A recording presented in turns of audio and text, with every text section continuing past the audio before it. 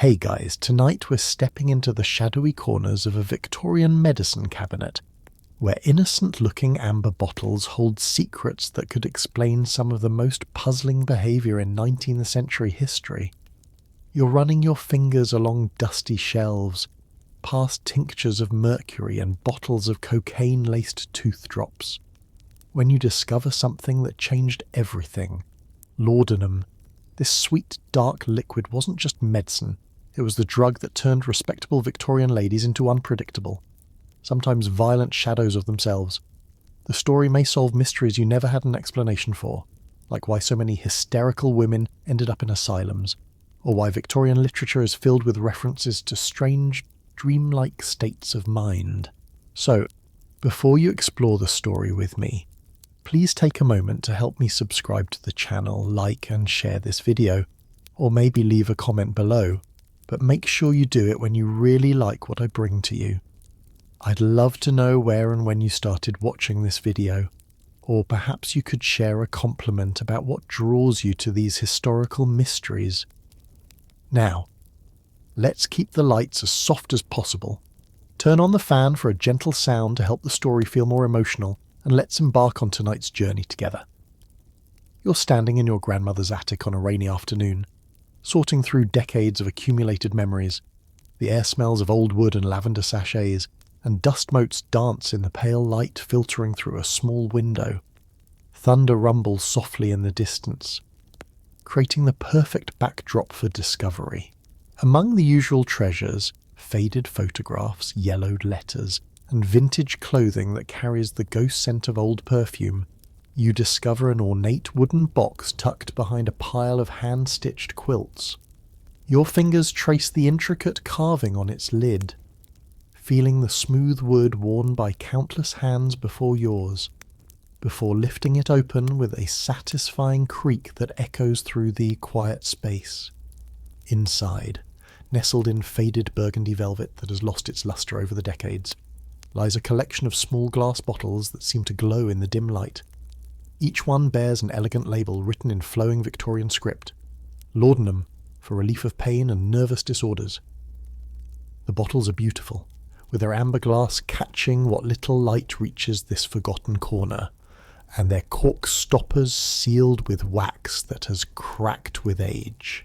You lift one carefully, feeling its surprising weight, and notice how the remaining liquid inside has turned nearly black with time, moving with an oily consistency that seems almost alive as it swirls against the glass. This innocent-looking medicine cabinet discovery represents one of history's most widespread and misunderstood drug epidemics, one that swept through Victorian society like an invisible plague. These weren't the bottles of a drug addict, at least not in the way we understand addiction today. They belonged to respectable Victorian women, your great-great-grandmother perhaps, who turned to laudanum as their prescribed salvation from the crushing weight of 19th century expectations. What you're holding represents a time when opium was as common in middle-class homes as aspirin is today, yet infinitely more dangerous and socially acceptable. The liquid inside these bottles contained enough opium to send a modern person into a dangerous stupor. But Victorian women sipped it with their morning tea, stirred it into their afternoon refreshments, and measured careful spoonfuls into their evening cocoa. They called it their medicine, their nerve tonic, their daily comfort, their lady's friend. What they didn't call it was what it actually was: liquid addiction that would transform thousands of proper ladies into unpredictable, sometimes frightening versions of themselves, creating scenes that would have been unthinkable in polite society. You set the bottle down gently on a nearby trunk, imagining the woman who once relied on its contents with religious devotion. Perhaps she started innocently enough with just a few drops for a genuine ailment, the agonizing recovery from a difficult childbirth, chronic pain that doctors couldn't properly diagnose or treat, or the mysterious condition that medical professionals confidently labelled hysteria. The initial relief must have felt like divine intervention, a blessed escape from physical suffering that 19th century medicine struggled to address effectively. But laudanum had a seductive quality that whispered promises far beyond pain relief. It offered escape from the suffocating corsets that cinched waists to impossible measurements, from the endless social obligations that demanded constant performance of feminine perfection, and from the emotional restrictions that forbade women from expressing anger, frustration, or genuine desire. In those first euphoric moments after taking her prescribed dose, a Victorian woman could feel truly free, her mind floating above the constraints of proper society, her body released from its prison of expectations. The transformation was gradual but inexorable. What began as medicinal necessity evolved into psychological dependency, then into physical addiction that demanded increasing doses to achieve the same blessed relief. Women who'd never uttered an improper word in public began speaking their minds with startling honesty. Those who had maintained perfect posture and deportment started swaying like dancers to music only they could hear. The most shocking change was in their temperament. Gentle ladies who had never raised their voices suddenly erupted into fits of rage, or collapsed into uncontrollable sobbing that could last for hours. You notice other items in the box now, scattered around the bottles like artifacts of a secret life. There's a small silver spoon, tarnished black but clearly designed for measuring doses, a leather-bound journal with pages filled in shaking handwriting that becomes increasingly illegible toward the end of entries, several letters tied with a faded ribbon, their contents hinting at desperate correspondence with other women sharing similar struggles. Most telling is a small mirror, cracked down the middle, as if someone had thrown it in a moment of rage or despair. The evidence tells a story of gradual deterioration that families tried desperately to hide. Victorian society's emphasis on public respectability meant that a woman's increasing dependence on laudanum became a shameful family secret.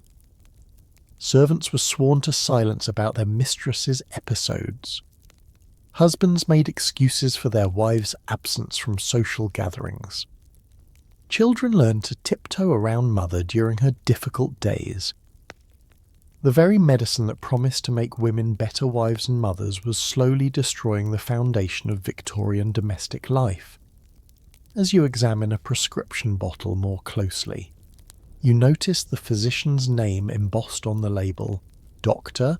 Nathaniel Pembroke, a name you might find in local historical records as a respected family doctor who probably prescribed laudanum to hundreds of women during his career.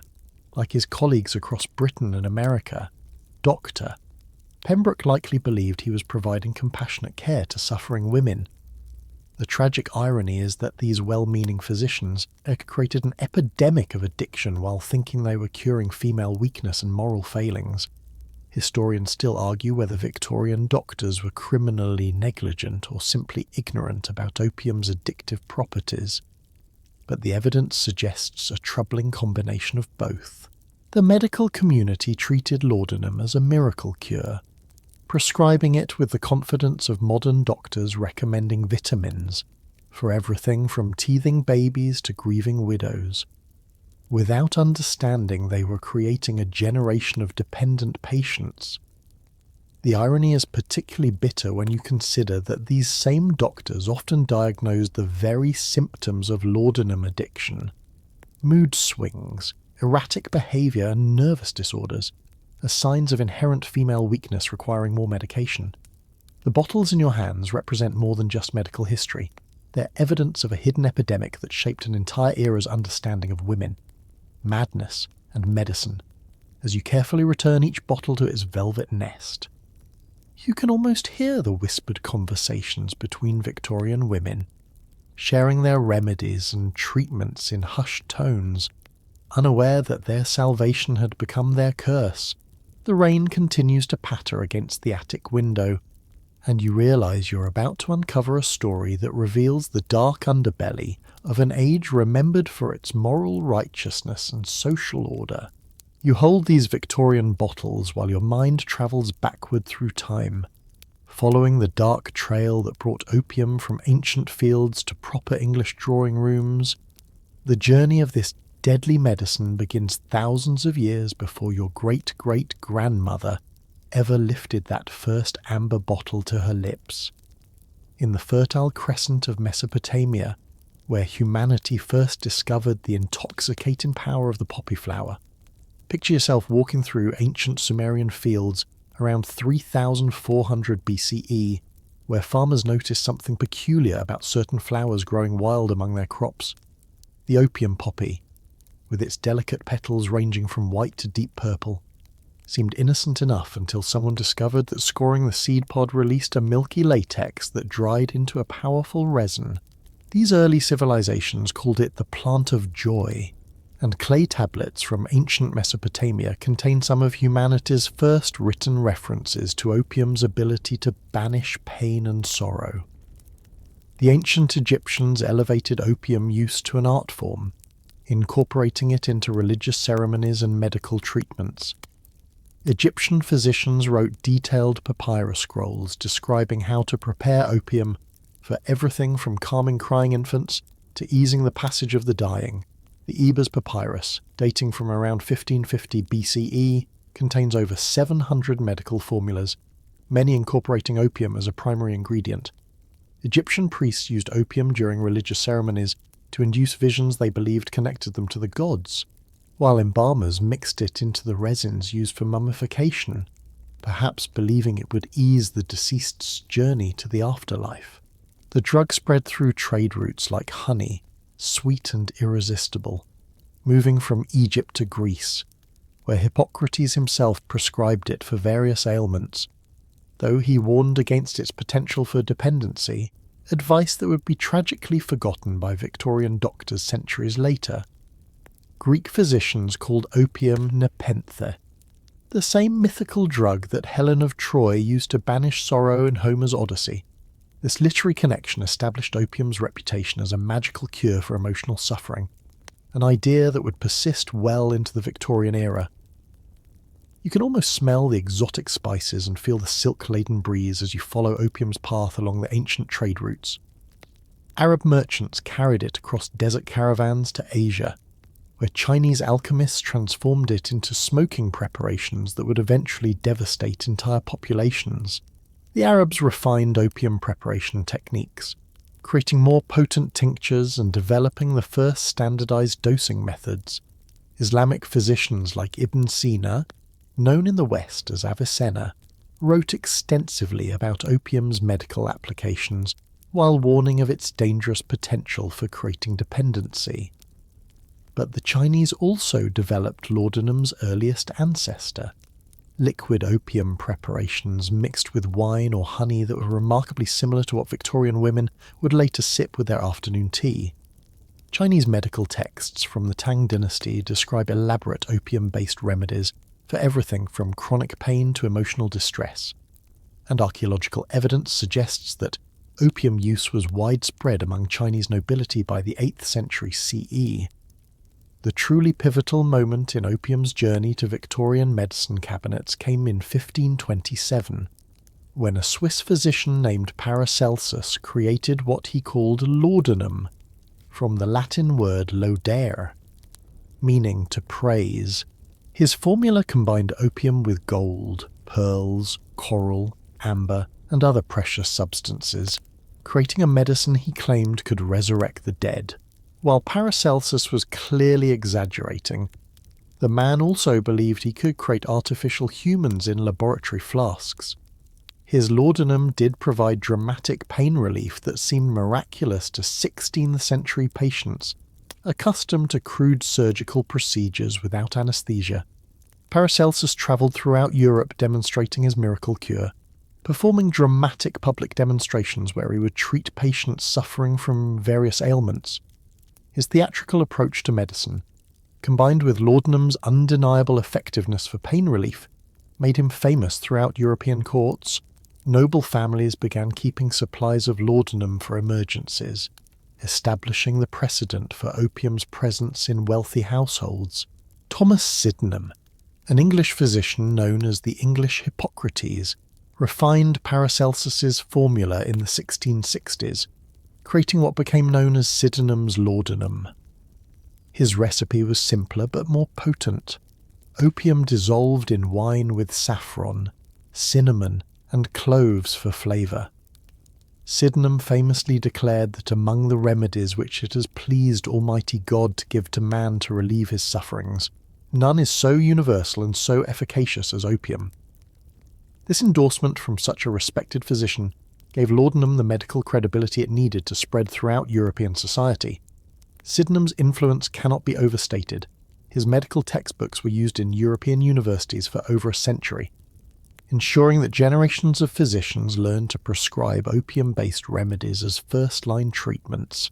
His detailed case studies described using laudanum for dozens of conditions, from plague symptoms to melancholy, establishing the broad medical applications that Victorian doctors would later expand even further. But the real explosion in opium availability came through Britain's aggressive pursuit of trade with China. You're now witnessing one of history's most shameful chapters, the Opium Wars of the mid-1800s.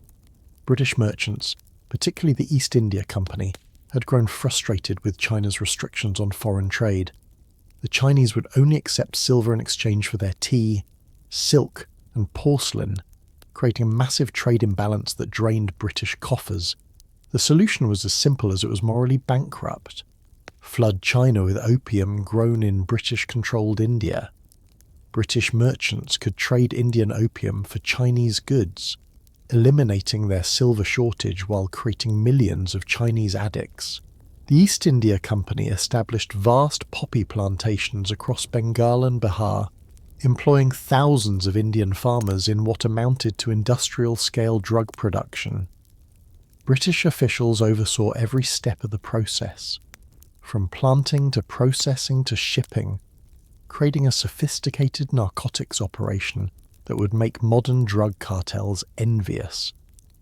When the Chinese government tried to stop this devastating trade by destroying British opium shipments, Britain responded with military force, launching the First Opium War in 1839. You can picture British warships bombarding Chinese coastal cities while British merchants continued shipping opium into China under military protection.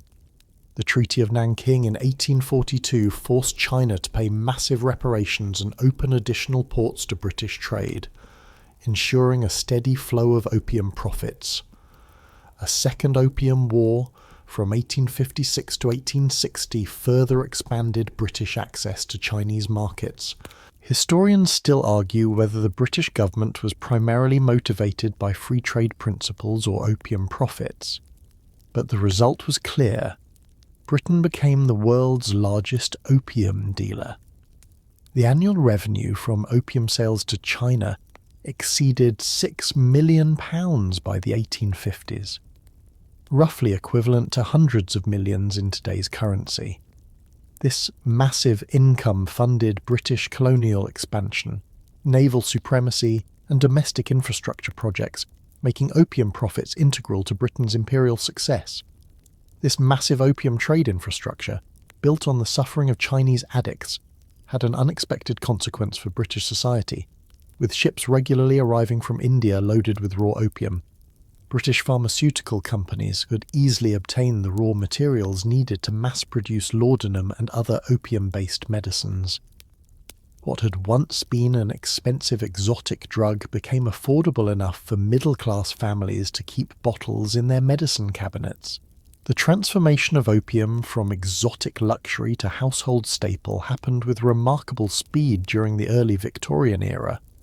Pharmaceutical companies like Allen and Hanbury's and Burroughs Wellcome began manufacturing standardized laudanum preparations, complete with elegant packaging and professional marketing that emphasized medical respectability. These weren't street drugs sold by shady dealers. They were legitimate medicines prescribed by respected physicians and sold by established chemists. As you trace this path from ancient Mesopotamian poppies to Victorian medicine cabinets, you begin to understand how a plant once reserved for religious ceremonies became the daily companion of respectable British housewives. The same imperial ambitions that brought tea and silk to British homes also ensured a steady supply of the opium that would transform thousands of Victorian women into the very maniacs their society feared. You step away from the ancient history of opium and find yourself transported into the suffocating world of a Victorian drawing room, where the very definition of feminine perfection was slowly crushing the women who were expected to embody it. The heavy velvet curtains block most of the sunlight, and the air feels thick with the weight of social expectations that press down on every respectable lady like an invisible corset around her entire existence. Picture yourself as a middle-class Victorian woman, waking each morning to face a day structured by rigid social rules that governed everything from how you walked to how you breathed. Your maid approaches with the day's first torture device, a corset designed to cinch your waist to an impossible 18 inches, regardless of your natural body shape. The steel boning digs into your ribs as she pulls the laces tighter and tighter, until breathing becomes a conscious effort and bending at the waist is nearly impossible. You feel your organs shifting to accommodate this daily compression, creating a constant ache in your lower back and ribs that will plague you throughout the day. Medical records from the period reveal that prolonged corseting actually displaced women's internal organs, causing chronic pain, digestive problems, and breathing difficulties that would mysteriously disappear when they loosened their stays. The liver could be pushed down several inches, the stomach compressed until it could hold only a fraction of a normal meal, and the lungs restricted until deep breathing became impossible. Victorian doctors, however, attributed these symptoms to feminine weakness rather than the obvious cause literally wrapped around their patients' torsos. The corset is just the beginning of your daily physical ordeal. Layer upon layer of clothing follows: chemise, drawers, stockings, petticoats, bustle, overskirt, bodice, gloves, and finally a hat secured with pins that dig into your scalp. By the time you're fully dressed, you're carrying nearly 20 pounds of fabric and accessories, and the weight distribution means that every step requires careful balance. Your movements must remain graceful despite this burden, because any sign of discomfort or awkwardness would be seen as evidence of poor breeding or weak character. The bustle alone presents unique challenges. Sitting becomes an exercise in careful positioning, and climbing stairs requires lifting layers of fabric while maintaining perfect posture. The weight of your elaborate hairstyle, secured with dozens of hairpins and often supplemented with false hairpieces, creates constant tension in your neck and shoulders. Your gloves must never be removed in public, even during meals, making simple tasks like writing or handling delicate objects frustratingly difficult. But the physical constraints pale in comparison to the emotional and intellectual restrictions that defined Victorian womanhood. You are expected to be the angel in the house, a phrase popularised by poet Coventry Patmore that sounds lovely until you realise it means complete self-sacrifice and the absolute suppression of any desires that might conflict with your family's needs. Your own opinions must never contradict your husband's, even in private conversation. Your knowledge should be limited to domestic affairs, music, and perhaps a bit of French. Too much education was considered dangerous for the female mind and would lead to that dreaded diagnosis of hysteria. The morning routine continues with breakfast, where you must eat delicately and sparingly, both because your corset makes consuming normal amounts of food impossible, and because hearty appetites in women were considered vulgar. You sip weak tea and nibble toast while your husband reads newspaper articles aloud, carefully selecting only items he deems appropriate for feminine ears: political news, business matters, and anything involving violence or scandal are filtered out, leaving you informed only about social events, charitable activities, and the weather. The concept of hysteria dominated Victorian medical thinking about women, and you live in constant fear of exhibiting any symptoms that might earn you this label: crying too much or too little, laughing inappropriately, expressing anger, showing excessive interest in books or ideas, experiencing sexual desire, or complaining about physical discomfort. All of these could be interpreted as signs of hysteria. The medical establishment believed that women's reproductive organs controlled their emotional and mental state, making them inherently unstable and prone to irrational behavior. Dr. Edward Clark, a prominent Harvard physician, published a widely read book in 1873 arguing that education was physically dangerous for women because it diverted energy away from their reproductive organs, potentially causing sterility, hysteria, or even death. His theories, though completely unfounded, were taken seriously by medical professionals and used to justify limiting women's access to higher education and intellectual pursuits. You've internalized these beliefs, wondering if your occasional desire to read something more challenging than a household management guide might actually be damaging your health. The social isolation inherent in Victorian domestic life compounds your struggles. While your husband goes out into the world of business and politics, engaging with other adults and facing intellectual challenges, you spend most days alone with servants and children. If you're fortunate enough to have them, your social interactions are limited to brief visits with other ladies, carefully scripted encounters where discussing anything truly meaningful would be considered improper.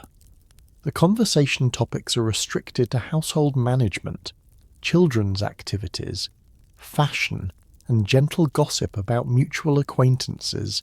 Anything deeper or more personal would violate social boundaries. The loneliness is profound and pervasive, seeping into every aspect of your existence. You might spend hours each day in complete silence, except for giving instructions to servants or reading to children. Your husband returns home expecting cheerful conversation and emotional support for his daily trials, but you have no outlet for your own frustrations or intellectual needs. The Victorian ideal of feminine self-sacrifice means that admitting to feeling isolated or unfulfilled would be seen as ingratitude for your privileged position as a kept woman. Evening activities provide little relief from these constraints. Family gatherings require you to play piano or sing for entertainment, but only pieces considered appropriate for mixed company. Reading is limited to novels deemed morally instructive. Anything too passionate or intellectually challenging could overexcite the feminine constitution. Your needlework must be decorative rather than practical, demonstrating your leisure status while keeping your hands occupied during social visits. Historians still argue whether Victorian medical practitioners genuinely believed women were inherently mentally fragile, or whether these beliefs served to maintain male social dominance. But the effect on women's daily lives was devastating regardless of the doctor's motivations. Every emotion you feel must be carefully monitored and controlled. Every physical sensation evaluated for signs of dangerous feminine weakness. The constant self-surveillance is exhausting, creating genuine psychological distress that then gets cited as evidence of women's natural instability. Your monthly cycles bring additional challenges that Victorian medicine handles with a mixture of ignorance and moral judgment. Menstruation is considered a time of particular mental and physical vulnerability, when you are advised to avoid any strenuous activity, including reading, writing, or thinking too hard. Some physicians recommend complete bed rest during your periods, while others suggest that physical activity during menstruation could cause permanent damage to your reproductive system. The shame surrounding normal bodily functions means you can't discuss these issues openly, leaving you to navigate physical discomfort and emotional changes without proper information or support. The cumulative effect of these restrictions creates a perfect storm of physical discomfort, emotional suppression, and psychological distress that doctors struggle to understand or treat effectively. When you finally reach the breaking point, when the corset-induced headaches become unbearable, when the loneliness makes you weep uncontrollably, when the intellectual starvation makes you feel like you're slowly disappearing, your physician has a ready solution.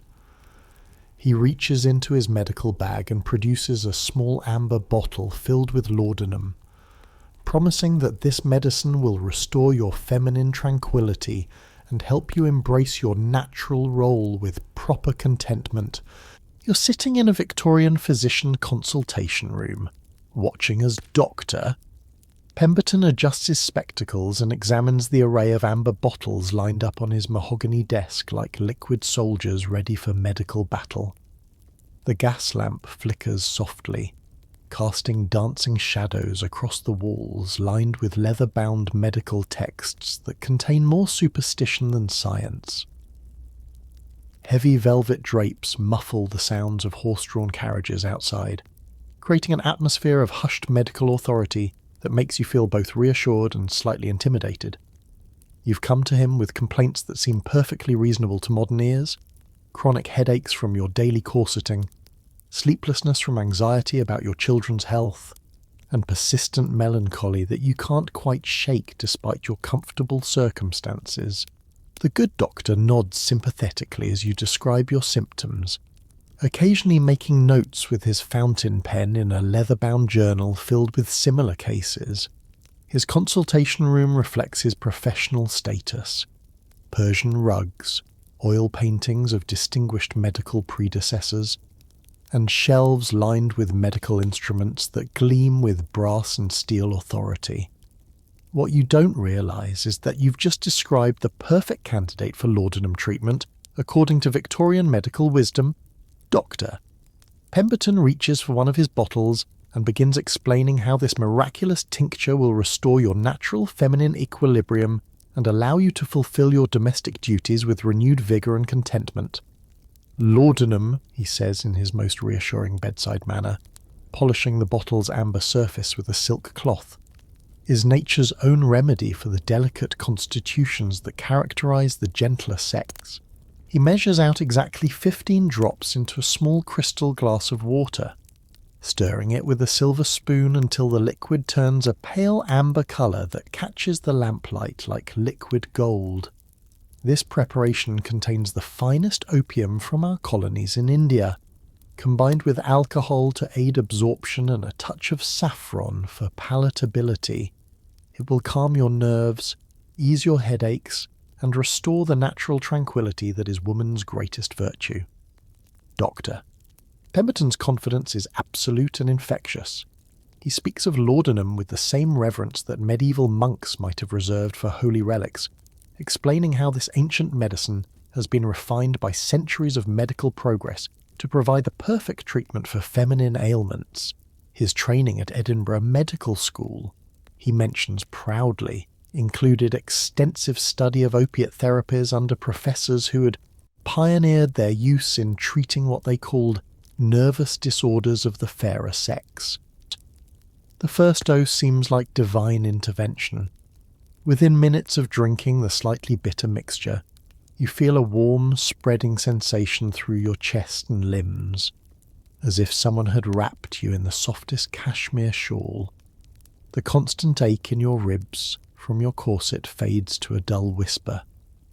The anxiety that normally knots your stomach begins to dissolve, replaced by a floating sense of well-being that you haven't experienced since childhood. Your thoughts, usually racing with worry about household management and social obligations, slow to a peaceful drift that feels like sinking into a warm bath after a long, difficult day. For the first time in months, perhaps years, you feel truly relaxed. The tight knot of responsibility that usually sits between your shoulder blades simply melts away. Colours seem more vivid, sounds more pleasant, and even the gaslight appears to glow with a warmer, more welcoming radiance. You find yourself smiling without conscious effort, feeling genuinely optimistic about returning home to face the endless demands of Victorian domestic life. Doctor. Pemberton observes your transformation with professional satisfaction, making careful notes about the speed and completeness of your response to treatment. You see how quickly the medicine takes effect. This is precisely what your constitution requires, a gentle restoration of nervous balance. He prescribes a regimen that seems perfectly reasonable, 10 drops in the morning to start your day with proper composure, another 10 drops with your afternoon tea to maintain equilibrium, and 15 drops before bed to ensure restful sleep. Many of my most refined patients rely on this treatment, he assures you, mentioning several prominent society ladies whose names you recognise from charity committees and social gatherings. The doctor's references to other patients using laudanum successfully reinforces your sense that this is simply another aspect of proper Victorian healthcare, like taking the waters at Bath or following prescribed diets of various ailments. Mrs. Hartwell from the Ladies' Charitable Society, he mentions discreetly, has found laudanum invaluable for managing the stress of organising fundraising events. Lady Pembroke uses it to maintain her composure during the demanding social season. These testimonials make you feel part of an exclusive circle of refined women who have discovered the secret to managing their delicate constitutions. What Dr. Pemberton doesn't explain is that laudanum's effectiveness comes from its high concentration of morphine, typically about 10% of the liquid's total volume. Your prescribed daily dose contains roughly the equivalent of a modern prescription painkiller, but delivered in a form that creates faster absorption and more intense effects.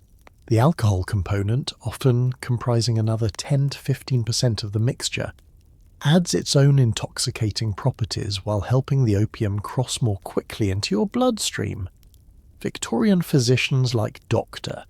Pemberton genuinely believed they were providing compassionate medical care based on the best available scientific knowledge. The era's medical training emphasized treating symptoms rather than understanding underlying causes, and laudanum was remarkably effective at eliminating almost any complaint a patient might present: headaches, insomnia, anxiety, digestive problems, menstrual pain, post-childbirth discomfort, grief, tuberculosis symptoms, and even childhood behavioural issues all seem to improve dramatically with regular opium treatment. Medical schools taught standardised laudanum, prescribing protocols that students memorise like mathematical formulas: 10 drops for mild nervous agitation, 15 for moderate melancholy, 20 for severe hysteria, with adjustments based on the patient's age, weight, and social class. The dosing guidelines made no distinction between temporary relief and long-term treatment, assuming that patients would naturally discontinue use once their symptoms resolved. The medical establishment's confidence in laudanum was reinforced by centuries of successful use and the endorsement of respected physicians like Thomas Sydenham, whose medical textbooks were still considered authoritative in Victorian medical schools. Students learned to prescribe laudanum with the same confidence modern doctors might recommend antibiotics, without any understanding of addiction potential or long-term consequences. Professor Matthews at Guy's Hospital Medical School famously declared that a physician without laudanum is like a carpenter without nails, lacking the most essential tool of his trade. Your daily laudanum routine quickly becomes as essential as your morning corset lacing. You wake anticipating that first dose that will make the day's physical discomforts bearable and transform the prospect of household management from overwhelming burden to manageable responsibility. The morning ritual becomes almost ceremonial, measuring the drops carefully into a small glass, adding just enough water to dilute the bitter taste. Then drinking it while standing at your bedroom window watching the city wake up below. The afternoon dose helps you maintain your composure during social visits and household crises that might otherwise trigger the kind of emotional display that would mark you as hysterical. When the cook burns the evening roast, or your youngest child develops a fever, you handle these emergencies with the calm efficiency that laudanum provides. The evening dose ensures the kind of deep, dreamless sleep that refreshes you for another day of Victorian womanhood, free from the anxious thoughts that once kept you staring at the ceiling for hours. Within weeks, you've unconsciously adjusted your entire schedule around these 3 crucial moments of medicinal relief. Social engagements are planned to allow time for your doses to take effect. Shopping expeditions are timed to avoid the periods when laudanum's effects are wearing off. Even intimate moments with your husband are influenced by when you last took your medicine. Though you would never admit the connection even to yourself, the transformation in your daily experience is remarkable and exactly what Dr. Pemberton promised. Tasks that once felt overwhelming, managing servants, planning dinner parties, maintaining correspondence with distant relatives, organising charity committee meetings, become manageable under laudanum's gentle influence. You find yourself more patient with your children's noise and demands, more tolerant of your husband's expectations for emotional support after his business difficulties, and better able to maintain the serene demeanour that society expects from refined ladies. Friends and family members comment positively on these changes. Your mother-in-law, who had previously criticised your tendency toward nervous agitation, now praises your improved composure during family gatherings. Your husband expresses appreciation for your more consistent cheerfulness and your reduced complaints about physical discomfort. Society acquaintances remark on how well you look, how calm and graceful you seem, how effortlessly you handle domestic challenges that would overwhelm less capable women. But something subtle is changing in your relationship with the medicine, though you don't yet recognize these shifts as warning signs. The prescribed doses that initially provided hours of relief now seem to last for shorter periods. You notice the effects wearing off more quickly, leaving you feeling slightly anxious or uncomfortable until your next scheduled dose. Sometimes you find yourself watching the ornate mantel clock in your drawing room, counting the hours until you can respectably take your next measure of laudanum without appearing too eager for your medicine. Historians still argue whether Victorian physicians were willfully ignorant about opium's addictive properties, or whether they lacked the scientific framework to understand dependency as a medical condition distinct from moral weakness. But the evidence suggests that most doctors genuinely believed they were providing beneficial treatment, interpreting patients' increasing tolerance as proof of medical effectiveness, rather than warning signs of developing addiction.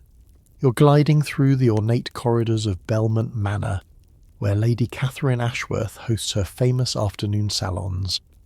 But today you notice something different in the air beyond the usual scent of hothouse roses and expensive French perfume. There's an underlying sweetness, almost medicinal, that seems to drift from the elegant ladies gathered in small clusters throughout the drawing room. As you accept a delicate porcelain teacup from a uniformed servant, you observe how several of the most distinguished women in London society discreetly add drops from small amber bottles to their afternoon refreshments. Mrs. Helena Fitzgerald, wife of a prominent banker, sits gracefully on a velvet settee, her posture perfect despite the restrictive corset beneath her silk gown. She smiles serenely as she listens to gossip about the latest parliamentary scandal. But you notice how her gloved fingers periodically reach into her beaded reticule to touch something small and round, undoubtedly one of those precious laudanum bottles that have become as essential to fashionable ladies as their smelling salts and silk handkerchiefs. "My dear," Lady Ashworth whispers confidentially as she settles beside you, "have you tried Dr. Morrison's new preparation? It's remarkably effective for maintaining one's equilibrium during these trying social seasons." She produces an exquisite cut crystal bottle from her sleeve, no larger than a thimble, with L. Morrison, tonic for feminine nerves, etched in flowing script. The liquid inside catches the afternoon light streaming through tall windows, creating rainbow prisms that dance across the Persian carpet. What you're witnessing is the transformation of laudanum from medical necessity to social accessory among Britain's upper classes. These women haven't stumbled into drug dependency through desperation or moral weakness. They've been guided there by the finest physicians money can buy. Men who attended Oxford and Edinburgh, who treat royalty and write learned papers for medical journals. The laudanum they consume is prepared by prestigious chemists, packaged in elegant bottles that wouldn't look out of place among expensive perfumes and cosmetics. Lady Pembroke joins your conversation, floating across the room with the kind of ethereal grace that can only come from a recent dose of opium. Her pupils are slightly constricted, and her usual sharp wit has been softened into dreamy observations about the beautiful patterns in the wallpaper and how marvellously the light plays across everyone's faces. I find Dr.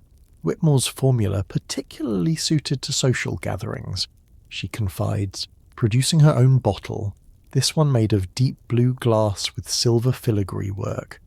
It provides just the right amount of perspective to make even the most tedious conversations fascinating. The afternoon progresses with the strange, languid rhythm that characterizes gatherings where multiple participants are under opium's influence. Conversations meander through topics with dreamlike logic, jumping from fashion to philosophy to childhood memories with no apparent connection beyond the speaker's altered mental states. Laughter comes more easily and lasts longer than usual.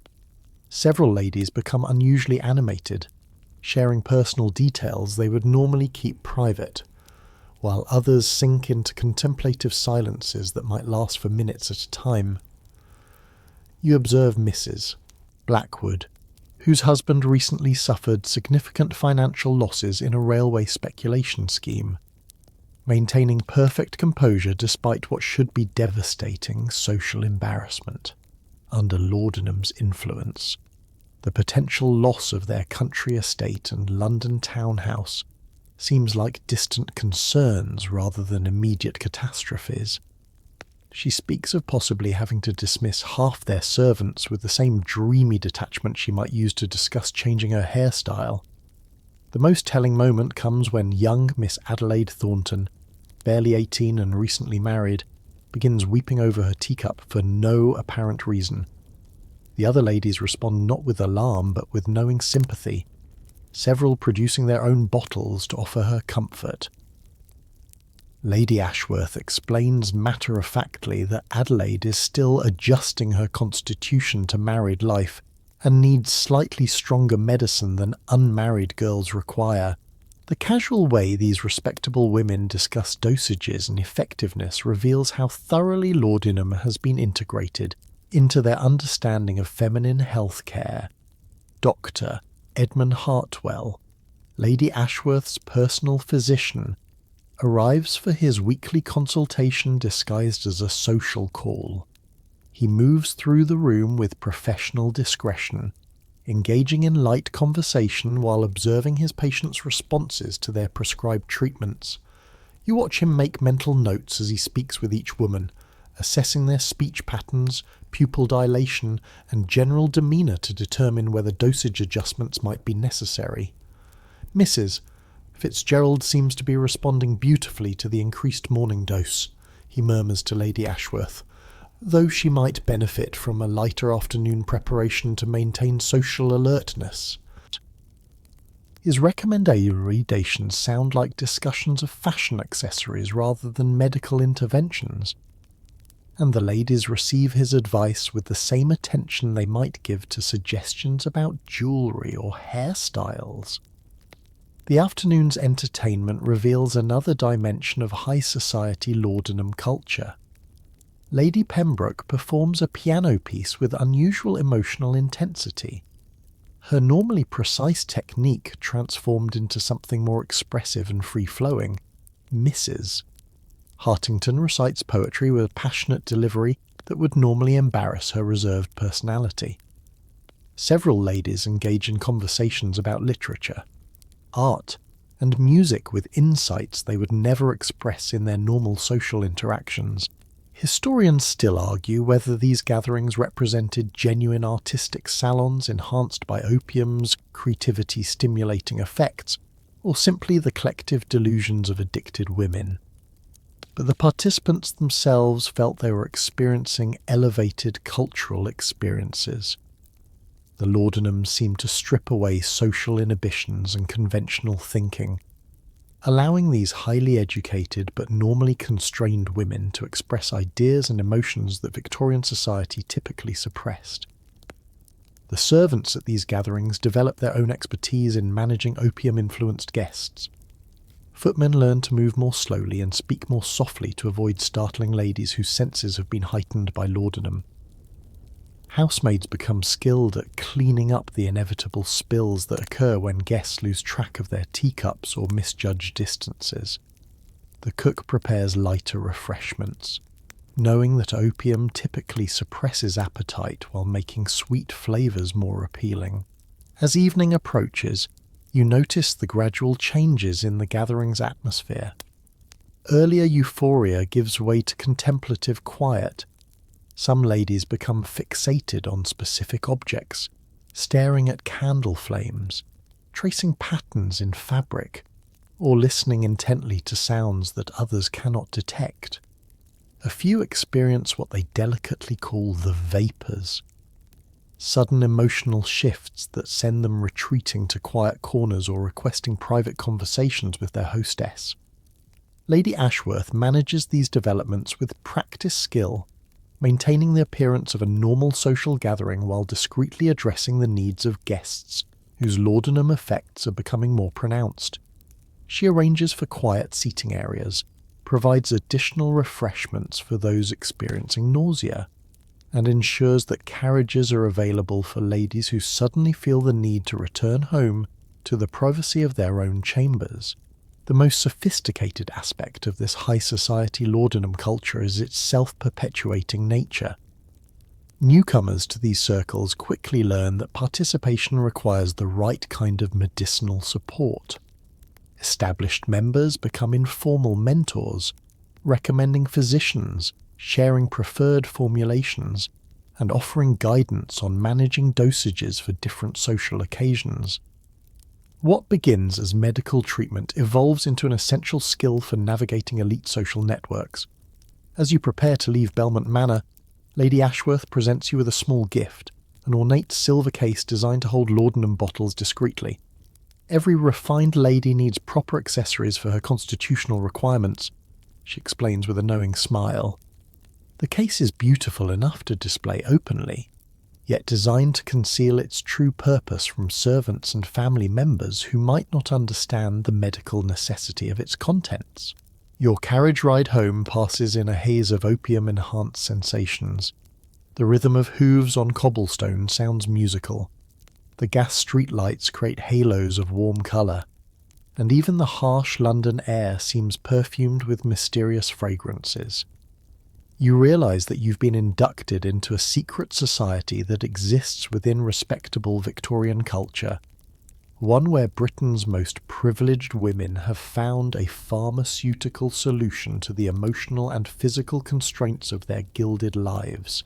You're standing in the cold, echoing corridors of Bethlehem Royal Hospital, better known as Bedlam, where the screams and incoherent babbling of the inmates create a symphony of human suffering that penetrates even the thick stone walls. The air smells of carbolic acid, unwashed bodies, and something else you can't quite identify. A sweet, cloying scent that follows certain patients like an invisible cloud. As you walk past row after row of cells, you begin to notice a disturbing pattern among the women confined here. Many of them clutch empty amber bottles to their chests like sacred relics, muttering about medicine they desperately need but can no longer obtain. Dr. Mortimer Blackstone, the hospital's chief alienist, guides you through the women's ward with clinical detachment, occasionally pausing to point out particularly interesting cases. This ward houses approximately 200 female patients, he explains, his keys jangling as he unlocks another heavy door. And I estimate that nearly 40% arrived here directly as a result of complications from laudanum dependency. He speaks of these women as medical specimens rather than human beings, noting their symptoms with the same enthusiasm a botanist might display when cataloguing exotic plants. In cell 47 you encounter Mrs. Margaret Whitmore, once the refined wife of a successful textile manufacturer. Now she presses her face against the bars, her formerly elegant features gaunt and wild-eyed, begging anyone who passes to bring her just a few drops of her medicine. Her story, as recorded in the hospital's admission notes, follows a tragically familiar pattern. Prescribed laudanum for post-childbirth melancholy, gradual increase in dosage, erratic behaviour that alarmed her family, and finally a complete breakdown when her physician attempted to reduce her daily doses. The women in this section, Dr. Blackstone continues with professional pride, represent a fascinating study in the effects of opium withdrawal on the feminine constitution. Observe how Mrs. Whitmore exhibits the classic symptoms, violent tremors, persistent hallucinations, and an obsessive focus on obtaining her former medication. He makes notes in a leather-bound journal as Margaret claws at the air, apparently trying to catch invisible insects that only she can see. The next cell contains Lady Beatrice Hartwell, whose husband brought her here after she attacked a housemaid with a fireplace poker during what the family diplomatically termed one of her episodes. Lady Beatrice sits in the corner, rocking back and forth while humming nursery songs she once sang to her children. Her laudanum addiction began innocently enough, drops for the pain of a difficult labour, then continued use for what her physician called nervous exhaustion from maternal duties. When her tolerance required increasingly large doses, her behaviour became unpredictable and sometimes violent. The aristocratic patients present particularly complex cases. Dr. Blackstone observes, watching Lady Beatrice with clinical fascination. Their addiction often progresses more rapidly due to access to higher quality preparations and multiple physicians prescribing simultaneously. Lady Beatrice was receiving laudanum from 3 different doctors, each unaware of the other's treatments, resulting in daily consumption equivalent to what we might use to anaesthetize surgical patients. You move through the ward, encountering case after case of women whose stories share devastating similarities. Mrs. Catherine Mills, a baker's wife, began taking laudanum for chronic pain from lifting heavy trays, gradually increasing her doses until she was spending the family's entire weekly income on medicine. When her husband tried to limit her access to money for laudanum, she sold household possessions, borrowed from neighbours, and finally resorted to theft. Her admission notes describe her as violent, delusional, and exhibiting moral insanity characteristic of opium dependency. The medical records reveal the shocking scope of laudanum-related admissions. Dr. Blackstone shows you statistics he's compiled over the past 5 years. Women admitted for laudanum-induced insanity represent the fastest-growing category of patients in British asylums. The numbers have doubled every 18 months, with no signs of the trend slowing. Most disturbing is that these women come from respectable backgrounds, middle-class housewives, merchants' wives, and even nobility, rather than the working-class women who typically comprised asylum populations. In the asylum's treatment rooms, you witness the primitive methods Victorian medicine employed to address opium addiction. Dr. Blackstone demonstrates the water cure, where patients are subjected to alternating hot and cold baths designed to shock their systems back to normal function. The cold baths are particularly brutal. Patients are submerged in near-freezing water until they lose consciousness, then revived with smelling salts and warm blankets. The shock to the nervous system, he explains, is thought to reset the patient's constitutional balance and eliminate the craving for artificial stimulation. Other treatments include mechanical restraints designed to prevent patients from harming themselves during withdrawal, purging with mercury-based compounds to cleanse the system of opiate corruption, and bleeding to reduce what physicians called excess nervous energy. The irony is profound. These women, who initially sought medical help for legitimate ailments, are now subjected to treatments that would be considered torture by modern standards. Mrs. Ellen Ashford's case illustrates the particular tragedy facing mothers who become addicted to laudanum. She was prescribed the medicine after a difficult childbirth that left her with chronic pain and what doctors diagnosed as maternal melancholia. As her dependency deepened, her ability to care for her 3 young children deteriorated. The admission notes describe finding her children alone in their home for several days while she remained unconscious from an opium overdose. Her husband had her committed not from cruelty, but from desperation to save both her and their children. The children of laudanum-addicted mothers faced their own tragic circumstances. Many are raised by relatives or placed in workhouses when their mothers become incapacitated by addiction. Some children are born already dependent on opium, having received it through their mother's milk, creating a second generation of addiction that physicians struggle to understand or treat. Doctor. Blackstone mentions several cases of infants who died during opium withdrawal, their tiny systems unable to survive the shock of sudden cessation. You observe the daily routine in the women's ward, which revolves around managing the various stages of opium withdrawal and addiction-related mental disturbances. Morning rounds involve checking on patients who spent the night in physical restraints, many of whom injured themselves trying to escape imaginary threats or obtain medicine they believe is hidden in their cells. Afternoon activities include primitive occupational therapy, simple needlework or basket weaving designed to keep patients' hands busy and minds occupied. The most heartbreaking aspect of these cases is the lucid moments when patients temporarily regain their former personalities. Mrs. Whitmore occasionally recognizes visitors and speaks coherently about her children, expressing desperate shame about her condition and begging for help in overcoming her dependency. These moments of clarity make her subsequent relapses into delusional behavior even more tragic, as observers can see glimpses of the refined woman she once was. Historians still argue whether Victorian asylums were genuinely attempting to cure laudanum addiction, or simply warehousing inconvenient women whose behavior had become socially unacceptable. But the evidence suggests that most physicians believed they were providing the best available treatment. The primitive understanding of addiction as a medical condition, rather than a moral failing, was just beginning to emerge.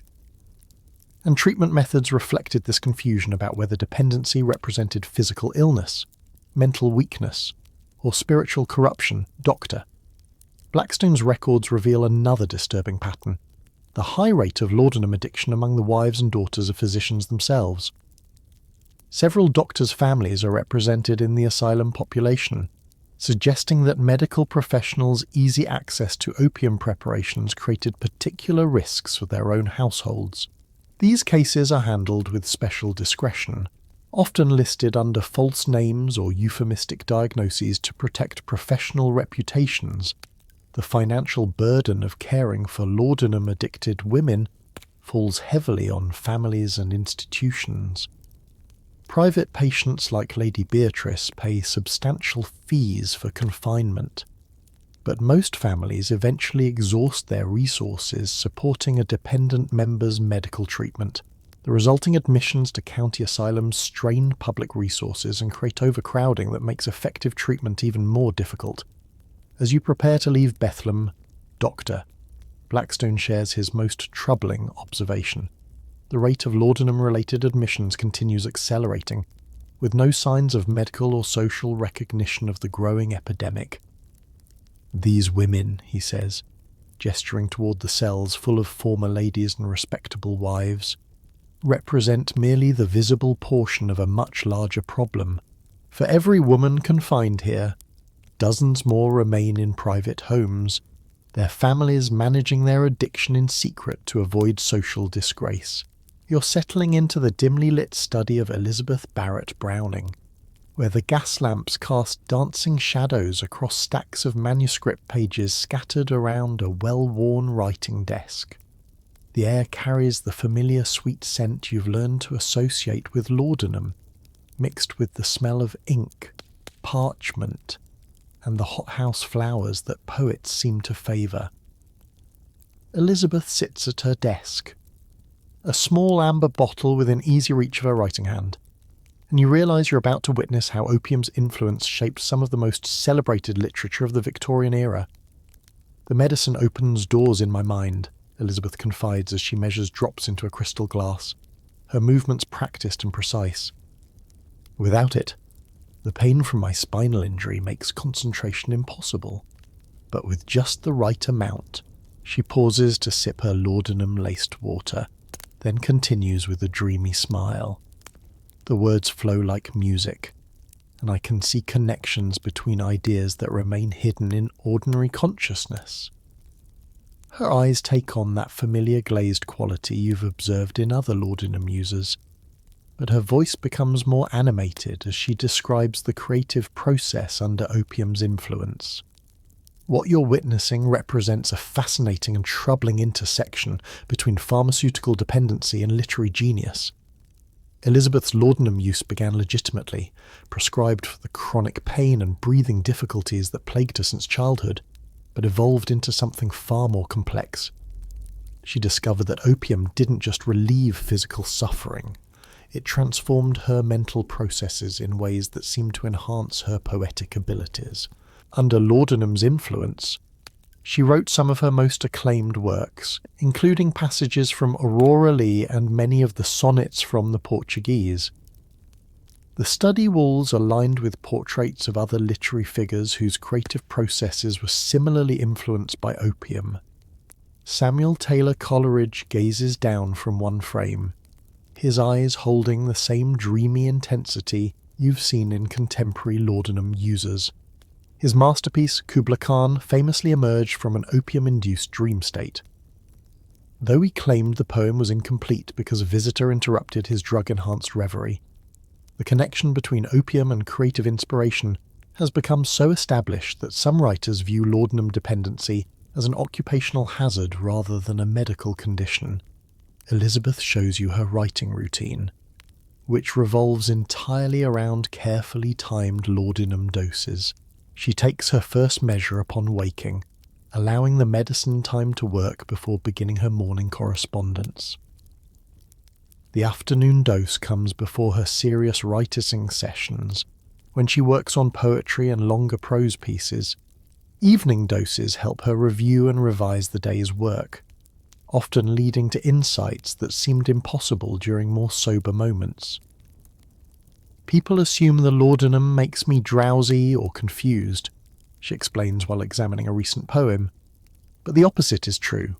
In the proper dosage, it sharpens my perceptions and allows me to access emotional depths that remain closed during ordinary consciousness. She points to specific passages that she claims were written under opium's influence, noting how the imagery becomes more vivid and the emotional resonance more powerful when she writes while medicated. The literary salons you attend with Elizabeth reveal how widespread laudanum use has become among female writers and intellectuals. Mrs. Caroline Norton, the novelist and social reformer, discreetly adds drops to her tea while discussing her latest work challenging women's legal status. Miss Christina Rossetti speaks passionately about symbolism in poetry, her pupils constricted and her normally reserved personality transformed into something more expressive and philosophical. These gatherings have an otherworldly quality, with conversations that meander through literary theory, personal revelations, and shared creative visions that seem to emerge from collective altered consciousness. The creative process you observe under laudanum's influence is genuinely remarkable, even as its destructive potential becomes increasingly apparent. Elizabeth writes with unusual speed and fluency when properly medicated, producing pages of verse that flow with minimal revision. Her descriptions of emotional states become more precise and evocative, her metaphors more surprising and effective. However, you also notice that her handwriting becomes less controlled as doses increase, and her ability to maintain consistent quality varies dramatically depending on her medication timing. George Eliot joins one of your literary gatherings, though she maintains strict sobriety that sets her apart from her laudanum-using colleagues. She observes the other writers with fascination tinged by concern, noting how their creative insights often come at the cost of practical functioning. The medicine seems to unlock certain creative faculties, she admits privately, but I fear the price may be too high. I've watched too many talented women sacrifice their health and relationships for these artificial inspirations. The conversation turns to Thomas de Quincey's Confessions of an English Opium Eater, published several decades earlier, which provided the first detailed account of opium's effects on literary creativity. The women discuss his descriptions of enhanced perceptions, vivid dreams, and the terrible withdrawal symptoms he endured when attempting to reduce his usage. For many female writers, De Quincey's work serves as both inspiration and warning about the seductive power of opium-enhanced creativity. Elizabeth reveals the darker side of her laudanum dependency when she attempts to reduce her daily doses at her husband Robert's urging. The withdrawal symptoms prove devastating, not just physically, but creatively. Without the medicine, she confesses, my mind feels flat and colourless. The poetic insights that seem so natural under laudanum's influence disappear entirely. I can barely compose a coherent letter, much less poetry that moves the soul. Her description of creative withdrawal, the feeling that her artistic abilities have vanished along with the drug, helps explain why so many talented women remain trapped in opium dependency. The financial pressures of maintaining laudanum supplies while pursuing literary careers create additional complications for female writers. Unlike male authors who might have independent incomes or professional positions, women depend on literary earnings that are often sporadic and insufficient. Elizabeth describes periods when she rationed her laudanum carefully, taking smaller doses to make supplies last longer, only to find that her reduced medication made writing effectively impossible, thereby reducing her income further. You witness the tragic cycle that traps many literary women in escalating laudanum dependency. Initial use provides genuine relief from physical ailments while enhancing creative abilities, leading to increased productivity and literary success. However, tolerance requires gradually increasing doses, and the fear of losing creative inspiration makes reducing usage seem impossible. The very success that laudanum initially enabled becomes dependent on maintaining higher and higher levels of opium consumption. Historians still argue whether laudanum actually enhanced these writers' creative abilities or simply provided the pain relief and emotional stability necessary for sustained creative work. But the subjective experience of the writers themselves suggests that opium altered their creative processes in profound ways. Elizabeth and her contemporaries genuinely believed that their best work emerged from laudanum-influenced sessions, and they feared that sobriety would end their literary careers. The letters between laudanum-using female writers reveal a secret support network where they share information about suppliers, effective dosages for creative work, and strategies for managing dependency while maintaining productive careers. These correspondences read like coded discussions of a shared addiction, with elaborate euphemisms for laudanum and careful instructions for obtaining reliable supplies without attracting unwanted attention from family members or physicians. The most tragic aspect of this literary laudanum culture is how it normalized drug dependency among educated, creative women. What began as medical treatment for legitimate ailments evolved into an essential tool for intellectual and artistic achievement. The women who succeeded in combining laudanum use with literary productivity became role models for younger writers, who viewed opium dependency as a necessary sacrifice for serious creative work, rather than recognizing it as a dangerous medical condition that happened to coincide with their artistic achievements. As evening approaches and Elizabeth prepares her final dose of the day, she reflects on the impossible choice facing creative women in her position. Perhaps future generations will find ways to unlock these creative states without pharmaceutical assistance, she muses. But for now, the medicine remains my key to the artistic realms I could never access through will alone. Her words capture the tragedy of talented women who found genuine creative enhancement through opium use, making recovery feel like artistic suicide rather than medical necessity. You're sitting in the prestigious consultation room of Dr. Reginald Pemberton, where medical diplomas from Cambridge and Edinburgh line the mahogany-panelled walls like certificates of divine authority. The leather-bound medical journals stacked on his desk contain the latest theories about feminine constitution and nervous disorders. But as you watch him confidently prescribe increasing doses of laudanum to patient after patient, you realise that Victorian medicine's understanding of addiction hovers somewhere between primitive and non-existent. Doctor. Pemberton adjusts his wire-rimmed spectacles as he examines Mrs. Adelaide Thornton, a young woman whose trembling hands and dilated pupils clearly indicate advanced laudanum dependency. Yet he interprets these symptoms through the lens of Victorian medical theory, noting in his careful handwriting that the patient exhibits heightened nervous sensitivity, characteristic of refined feminine constitution under therapeutic opiate influence.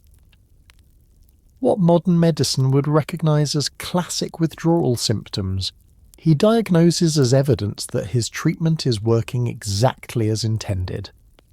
The patient's increased responsiveness to environmental stimuli.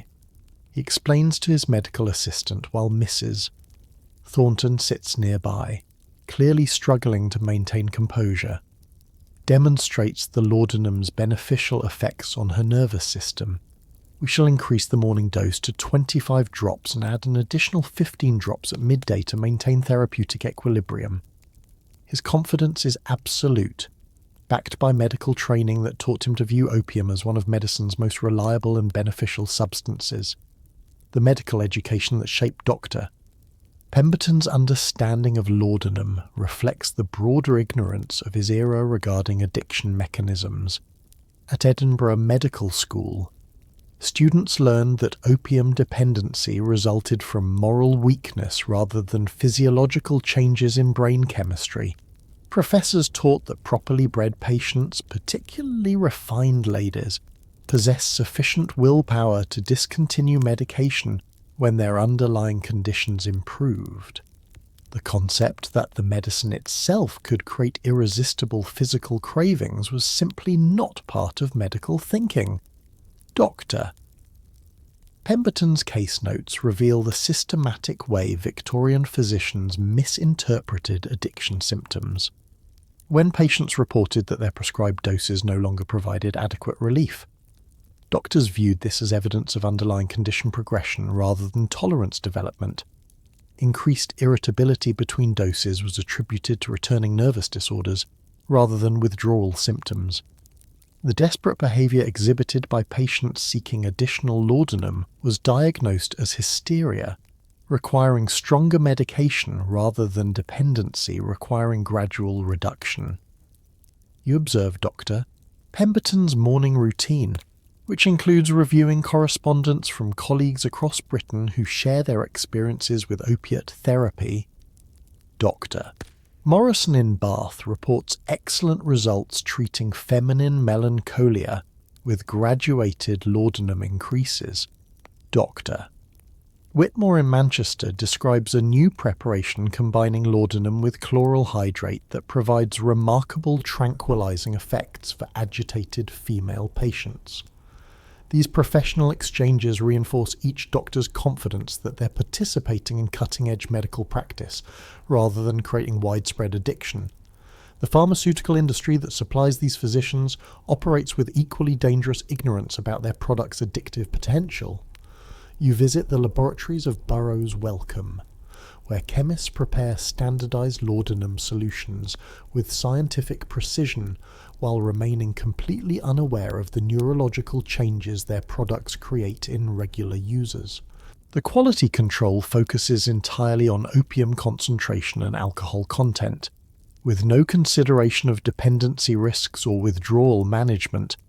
Dr. Pemberton shows you his patient records, which he maintains with meticulous detail as part of what he considers groundbreaking research into feminine nervous disorders. The progression documented in these files would be immediately recognizable to modern addiction specialists: initial effective relief at low doses, gradual tolerance requiring increased amounts, behavioral changes as dependency deepens, and eventually complete psychological and physical reliance on the substance. Yet Dr. Pemberton interprets this progression as successful long-term management of chronic feminine constitutional weakness. The medical conferences where Dr. Pemberton presents his findings reveal the collective delusion of the Victorian medical establishment regarding opium therapy. At the Royal College of Physicians, he delivers papers with titles like Therapeutic Applications of Graduated Laudanum Protocols in Feminine Nervous Disorders and Constitutional Benefits of Long-Term Opiate Therapy for Delicate Female Patients. His colleagues respond with professional admiration, requesting copies of his treatment protocols and sharing their own successes with similar approaches. The case of Mrs. Beatrice Hartwell illustrates how medical ignorance compounds individual tragedies. She initially consulted Dr. Pemberton for legitimate post-surgical pain following a difficult gynecological procedure. His prescribed laudanum provided genuine relief. But as her tolerance developed, he interpreted her requests for increased medication as evidence of surgical complications requiring extended treatment. Over 18 months, her daily dosage increased from 10 drops to over 60, while Dr. Pemberton documented her case as a triumph of sustained opiate therapy, preventing chronic invalidism. Victorian medical literature of the period contains numerous articles praising long-term laudanum treatment for various conditions affecting women. The British Medical Journal publishes case studies describing patients who've taken daily opium for years without apparent ill effects, holding these up as evidence of the drug's safety for extended use. The authors of these articles completely fail to recognise that their successful long-term patients have simply developed stable addiction that requires consistent medication to prevent withdrawal symptoms. Dr. Pemberton's training includes extensive study of ancient medical texts that describe opium's beneficial effects, but no instruction in recognizing or treating dependency. When he encounters patients exhibiting what he calls opiate enthusiasm, desperate behavior focused on obtaining medication, he prescribes additional drugs like bromides or chloral to calm their agitation, rather than considering that the laudanum itself might be causing their distress. His medical bag contains an array of substances designed to manage the secondary effects of opium addiction without ever addressing the primary dependency. The economic incentives driving Victorian medical practice further entrench dangerous prescribing patterns. Dr. Pemberton maintains a comfortable lifestyle treating wealthy ladies for chronic conditions, requiring regular consultations and ongoing medication. Patients who remain dependent on his prescribed treatments provide steady income, while successfully cured patients represent lost revenue, although he would vehemently deny any conscious financial motivation for maintaining patients' dependency.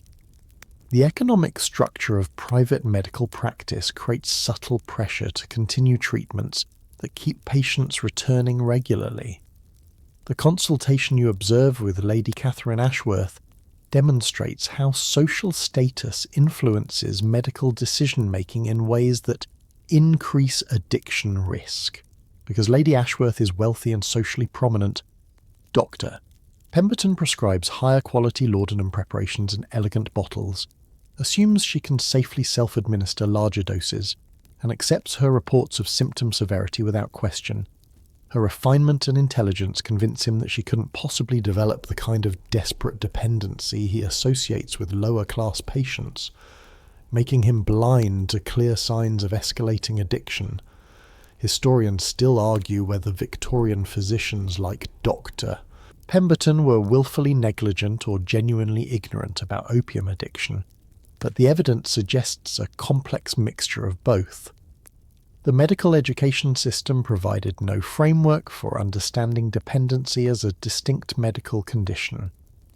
While the social and economic incentives of private practice discouraged careful examination of treatment outcomes, the result was a generation of well-intentioned physicians who created widespread addiction while sincerely believing they were providing compassionate, scientific medical care. Dr. Pemberton's personal medicine cabinet, which he shows you with professional pride, contains his own supply of laudanum for occasional use during particularly stressful periods. Even physicians require constitutional support during demanding times, he explains, apparently unaware of the irony in his words. His casual personal use of the same substance he prescribes to patients reveals how thoroughly the medical profession has normalized opium consumption while remaining blind to its dangers. The most disturbing aspect of Dr. Pemberton's practice is his complete confidence in his approach, reinforced by grateful letters from patients whose lives have been temporarily improved by laudanum's effects.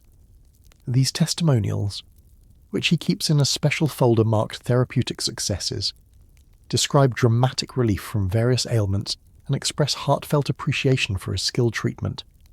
What these letters don't mention, because the patients themselves don't yet understand, is that their gratitude stems from temporary addiction management rather than genuine medical cure. As your consultation with Dr. Pemberton concludes, he presents you with a small printed pamphlet titled The Rational Use of Laudanum in Feminine Constitutional Disorders, which he has authored for distribution to other physicians. The document represents decades of medical education and professional experience. Yet every recommendation it contains would be considered dangerous malpractice by modern standards.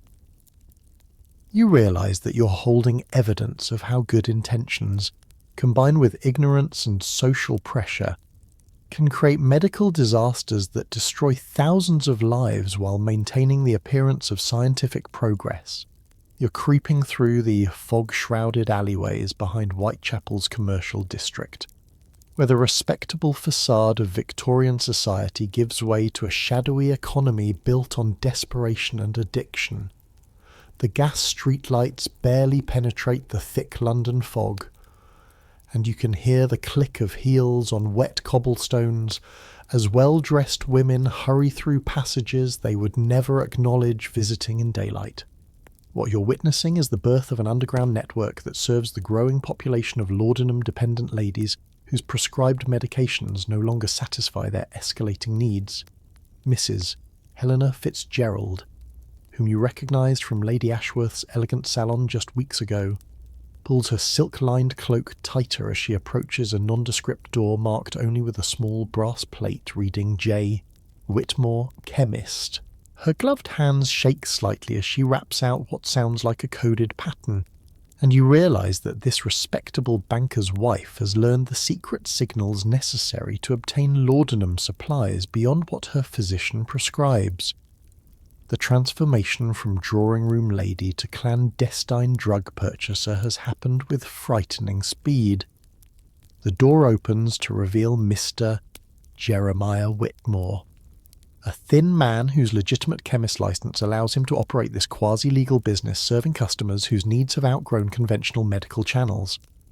His shop's front room displays the usual array of patent medicines, tooth powders and hair tonics, but the real business happens in the back room, where he maintains supplies of pure laudanum, raw opium, and various concentrated preparations that no respectable physician would prescribe in such quantities.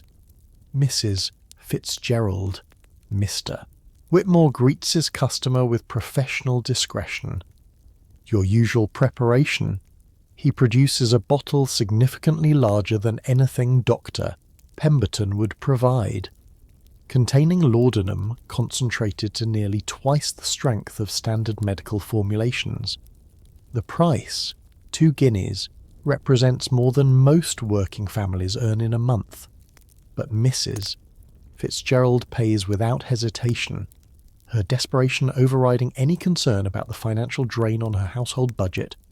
You observe the careful choreography of this transaction, which maintains plausible deniability for both parties, Mr.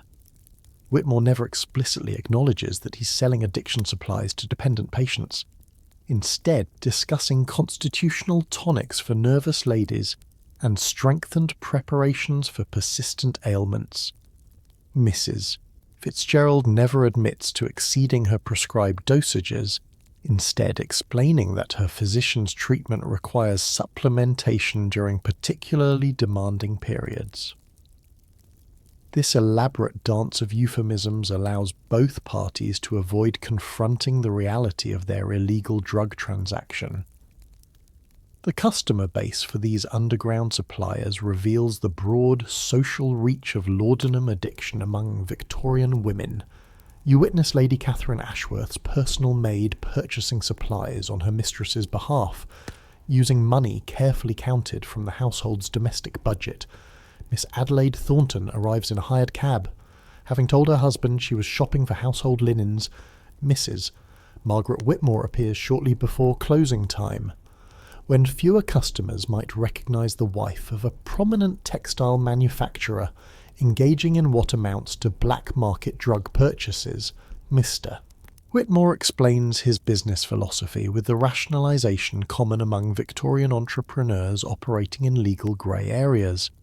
These ladies suffer from genuine medical conditions, he insists, and I merely provide access to therapeutic substances when their regular physicians prove insufficiently attentive to their needs.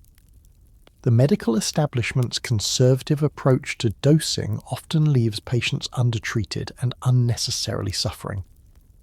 His self-justification reflects how addiction's economic opportunities create elaborate moral frameworks that disguise exploitation as compassionate service. The underground economy extends beyond individual chemists to include a network of suppliers, transporters, and intermediaries who facilitate access to opium products.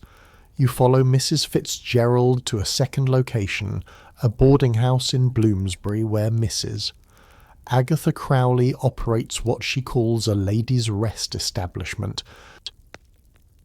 The parlour appears to be a conventional lodging house for travelling women, but the back rooms serve as consumption spaces where addicted ladies can take their purchased laudanum in privacy while receiving basic medical supervision. Mrs. Crowley, a former nurse who lost her hospital position due to her own laudanum dependency, has created a business model that combines drug dealing with harm reduction. She provides clean water for mixing laudanum, comfortable seating for customers experiencing strong opium effects, and basic medical intervention for women who accidentally overdose on the concentrated preparations sold by underground chemists. Her establishment operates in the grey area between legitimate nursing care and facilitating drug abuse.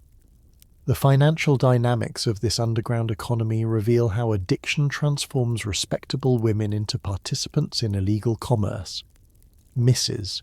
Fitzgerald confides that she's begun selling pieces of her jewellery to fund laudanum purchases that now cost more than her household's monthly food budget.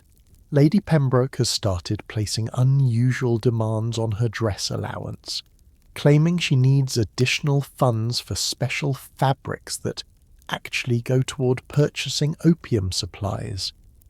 These women, who would never consider associating with common criminals, find themselves participating in an illegal drug trade that mirrors modern narcotics trafficking in everything but social respectability.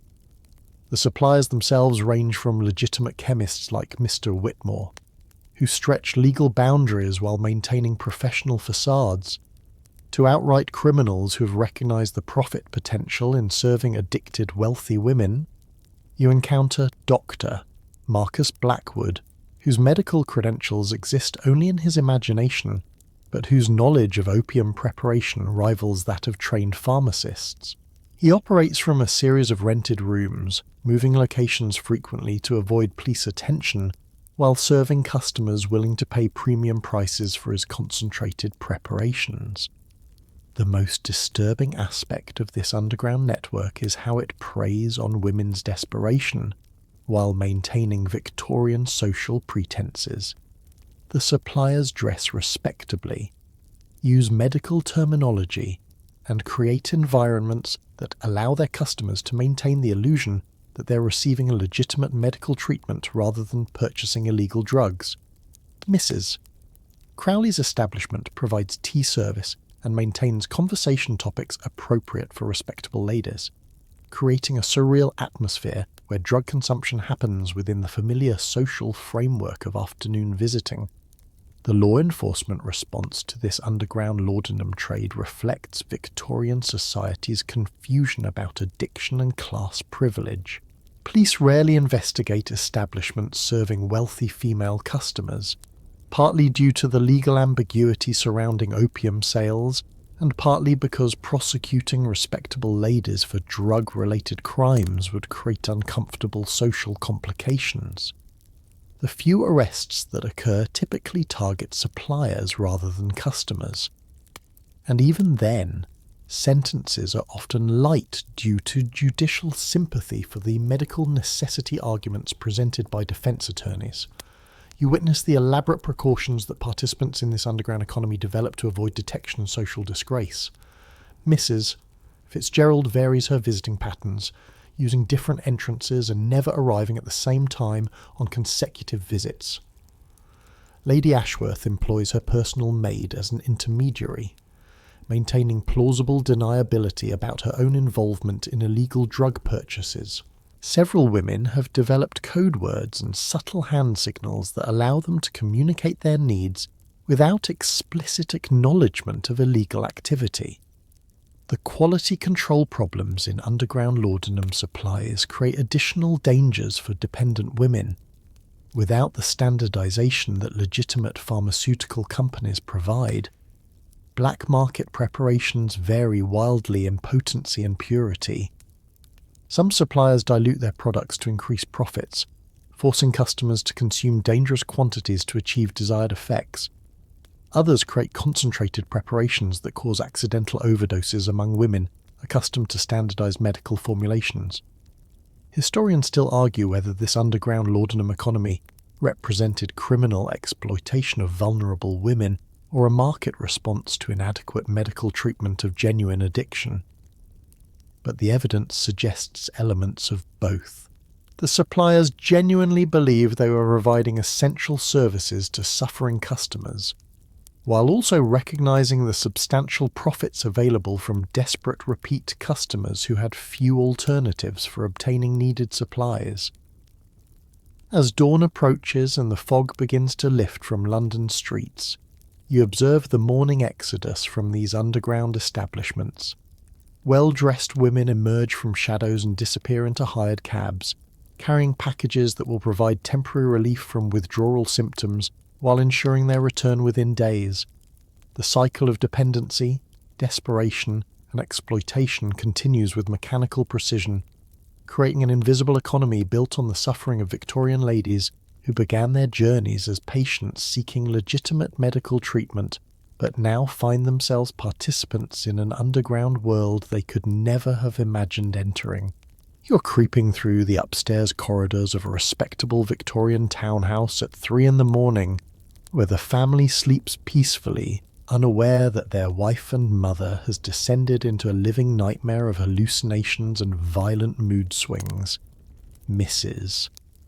Catherine Whitmore moves like a ghost through rooms that have become alien landscapes in her laudanum-altered perception, muttering conversations with people who exist only in her drug-addled mind, while her children sleep behind locked doors that her husband installed after her last episode.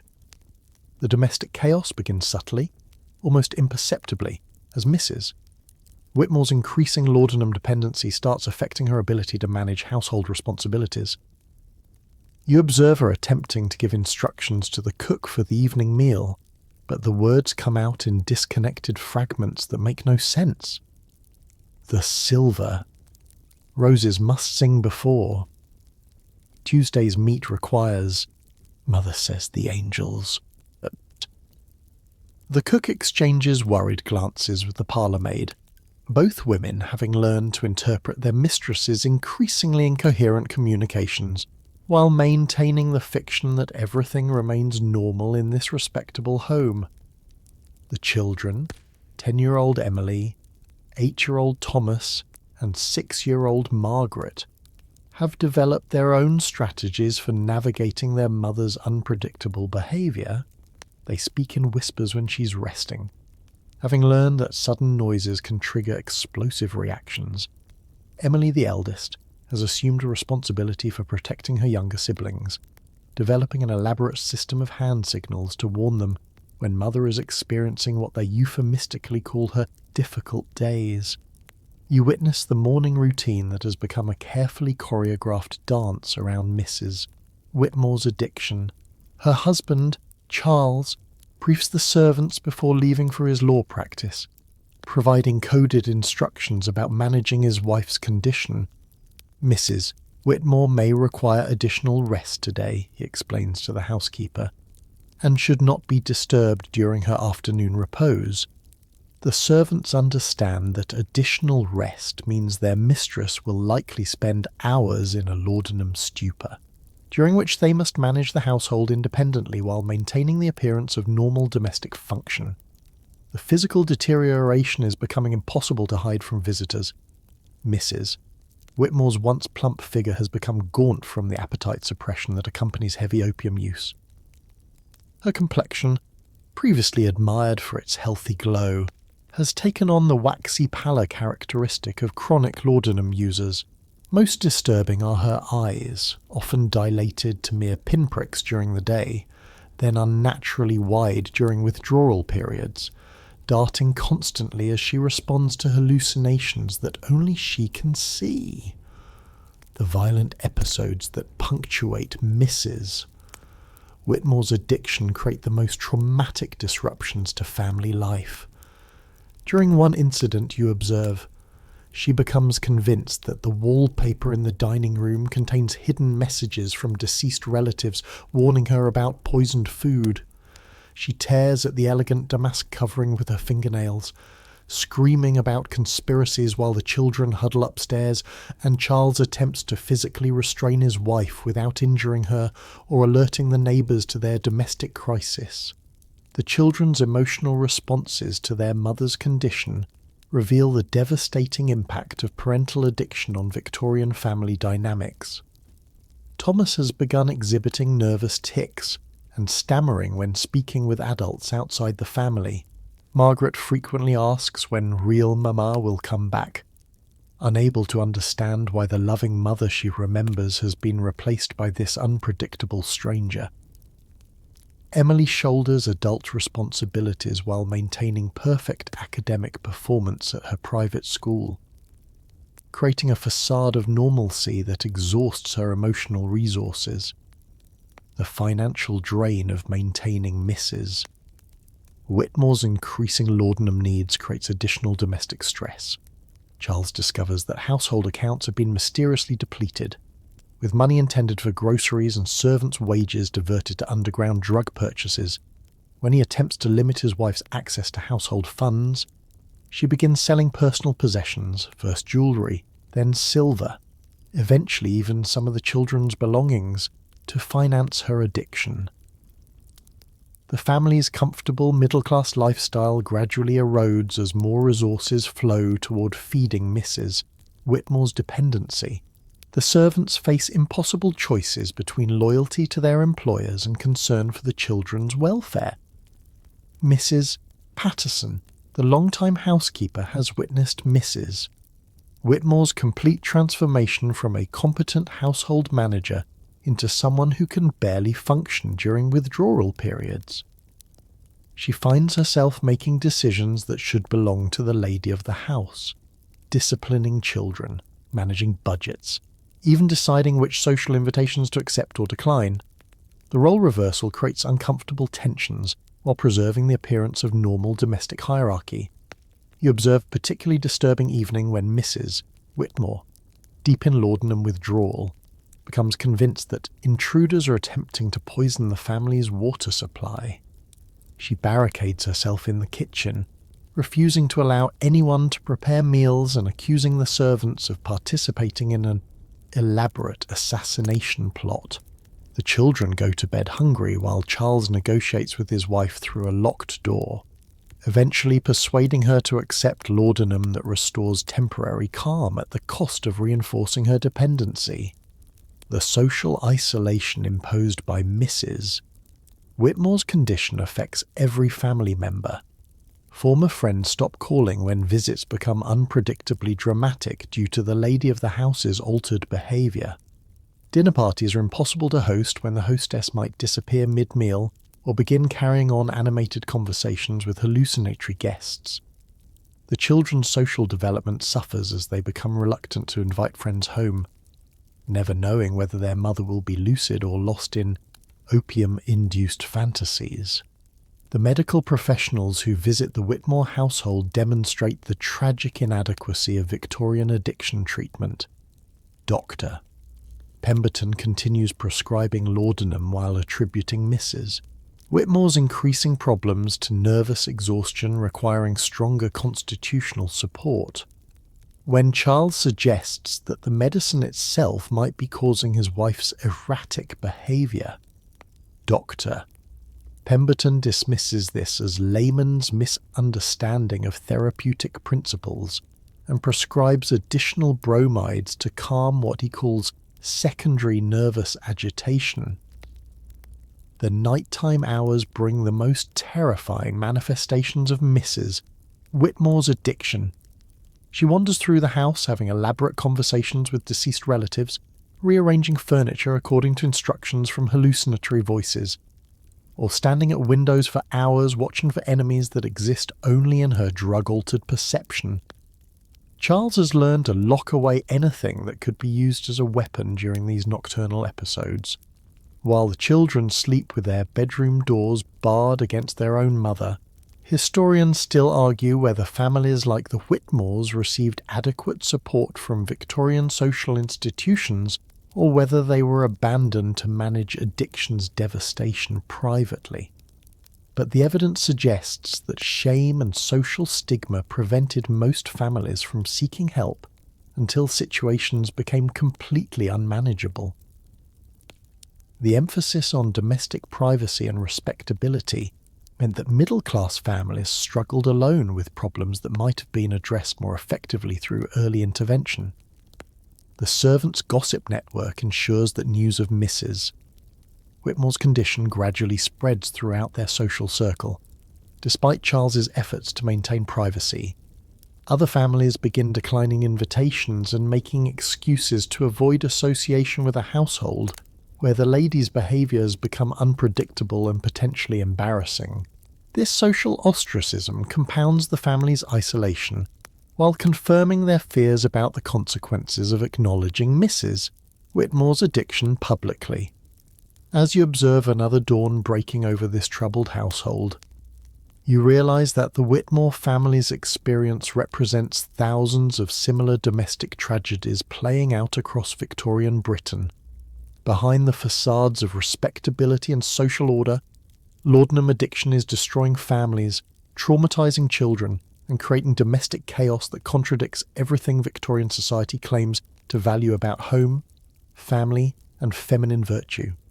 The medicine that promised to restore domestic tranquility has instead created homes where chaos reigns and children learn to fear the very person who should provide their greatest sense of security. You're standing in the packed gallery of Westminster Hall, where members of Parliament debate what the Times has sensationally dubbed the epidemic of female madness sweeping respectable society. The year is 1868, and the mounting evidence of laudanum's devastating effects on Victorian women has finally penetrated the consciousness of politicians, medical professionals, and social reformers who can no longer ignore the thousands of ladies whose addiction has transformed them from paragons of domestic virtue into what the press calls opium maniacs. Lord Pemberton rises to address the House of Lords, his voice carrying across the ornate chamber as he describes visiting his own constituency and finding entire neighbourhoods where the wives and daughters of respectable tradesmen have been reduced to shadow-like creatures, dependent upon foreign drugs for their daily functioning. His speech reflects the growing recognition that laudanum addiction has transcended class boundaries. affecting not just the poor and dissolute, but the very women who are supposed to embody Victorian moral superiority. The moral panic surrounding laudanum-addicted women reveals the deep contradictions in Victorian attitudes toward femininity, medicine, and social control. Dr. Mortimer Blackstone, testifying before a parliamentary committee, describes visiting homes where mothers neglect their children to pursue pharmaceutical phantasms, where wives abandon domestic duties to chase opium dreams, where daughters of good families descend into behaviours that would shame the lowest classes. His testimony ignites public outrage not just about addiction itself, but about how the drug has corrupted what society viewed as naturally pure feminine nature. The religious community joins the moral crusade with particular fervour, viewing laudanum addiction as evidence of spiritual weakness that requires both medical and ecclesiastical intervention. Reverend Dr. William Matthews, speaking from the pulpit of St. Paul's Cathedral, denounces the foreign poison that transforms Christian wives into pagan priestesses, seeking artificial visions instead of finding comfort in prayer and scripture. His sermons reflect the widespread belief that opium addiction represents not just medical illness, but moral corruption that threatens the spiritual foundation of Victorian family life. The women's temperance movement, led by figures like Frances Willard, makes laudanum addiction a central focus of their campaigns against intoxicating substances. However, their approach reveals the complex gender dynamics surrounding addiction, as they simultaneously condemn opium use while portraying addicted women as victims of male medical authority rather than moral agents responsible for their own choices. This framework allows society to maintain beliefs about feminine purity while acknowledging the reality of widespread female drug dependency. You observe the parliamentary hearings where testimonies reveal the staggering scope of the laudanum crisis. Dr. Edmund Hartwell presents statistics showing that admissions to private asylums for opium-induced insanity have increased by 400% over the past decade. With women comprising 85% of these cases, his data suggests that thousands of middle and upper-class families are struggling with addicted female members, though shame and social stigma prevent accurate counting of the true epidemic scale. The medical establishment finds itself in the uncomfortable position of defending practices that have created widespread addiction while simultaneously acknowledging the need for reform. Dr. Reginald Pemberton, testifying before the Royal College of Physicians Investigative Committee, maintains that properly administered opiate therapy remains essential for treating feminine constitutional disorders. While admitting that certain patients may develop unhealthy dependence requiring modified treatment approaches, his carefully worded testimony reflects the profession's attempt to maintain authority while acknowledging systematic failures. The emerging reform movement includes both progressive physicians who recognize addiction as a medical condition requiring specialized treatment and social activists who view the crisis as evidence of broader problems in how society treats women's health and autonomy. Dr. Sarah Mackenzie, one of the few female physicians practicing in Britain, argues that the epidemic of laudanum dependency among women reflects the medical profession's fundamental misunderstanding of feminine psychology and the tendency to medicalize normal, emotional responses to restrictive social conditions. Public sentiment becomes increasingly hostile toward the pharmaceutical industry that profits from addiction.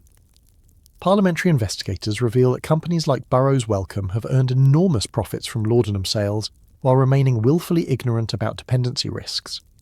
The hearings expose marketing practices that explicitly targeted female customers with promises of relief from domestic stress, social anxiety, and the natural weaknesses of feminine constitution.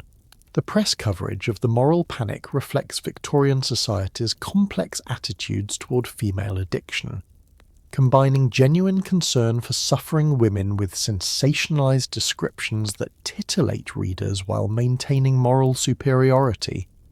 The Illustrated London News publishes dramatic engravings showing the laudanum fiend as a wild-eyed woman attacking her own children, while the Lady magazine offers more sympathetic portrayals of addiction as a medical tragedy requiring compassionate treatment rather than moral condemnation. The international dimension of the laudanum crisis creates additional political complications, as reformers confront the reality that British imperial policy in China and India directly enables domestic addiction problems. Anti-opium activists like Joseph Rowntree argue that a nation that forces opium upon Chinese populations while allowing the same drug to devastate British families demonstrates moral bankruptcy that undermines our claims to Christian civilization. This connection between imperial drug dealing and domestic addiction provides powerful ammunition for reform movements. The legal system struggles to address crimes committed by laudanum-addicted women, creating precedents that will influence addiction jurisprudence for decades. The case of Mrs. Helena Fitzgerald, who killed her housemaid during a laudanum-induced delusional episode, forces courts to consider whether drug intoxication constitutes temporary insanity or criminal responsibility. The verdict, guilty of manslaughter rather than murder, with sentencing to medical treatment rather than prison, establishes legal recognition of addiction as a mitigating factor in criminal behaviour.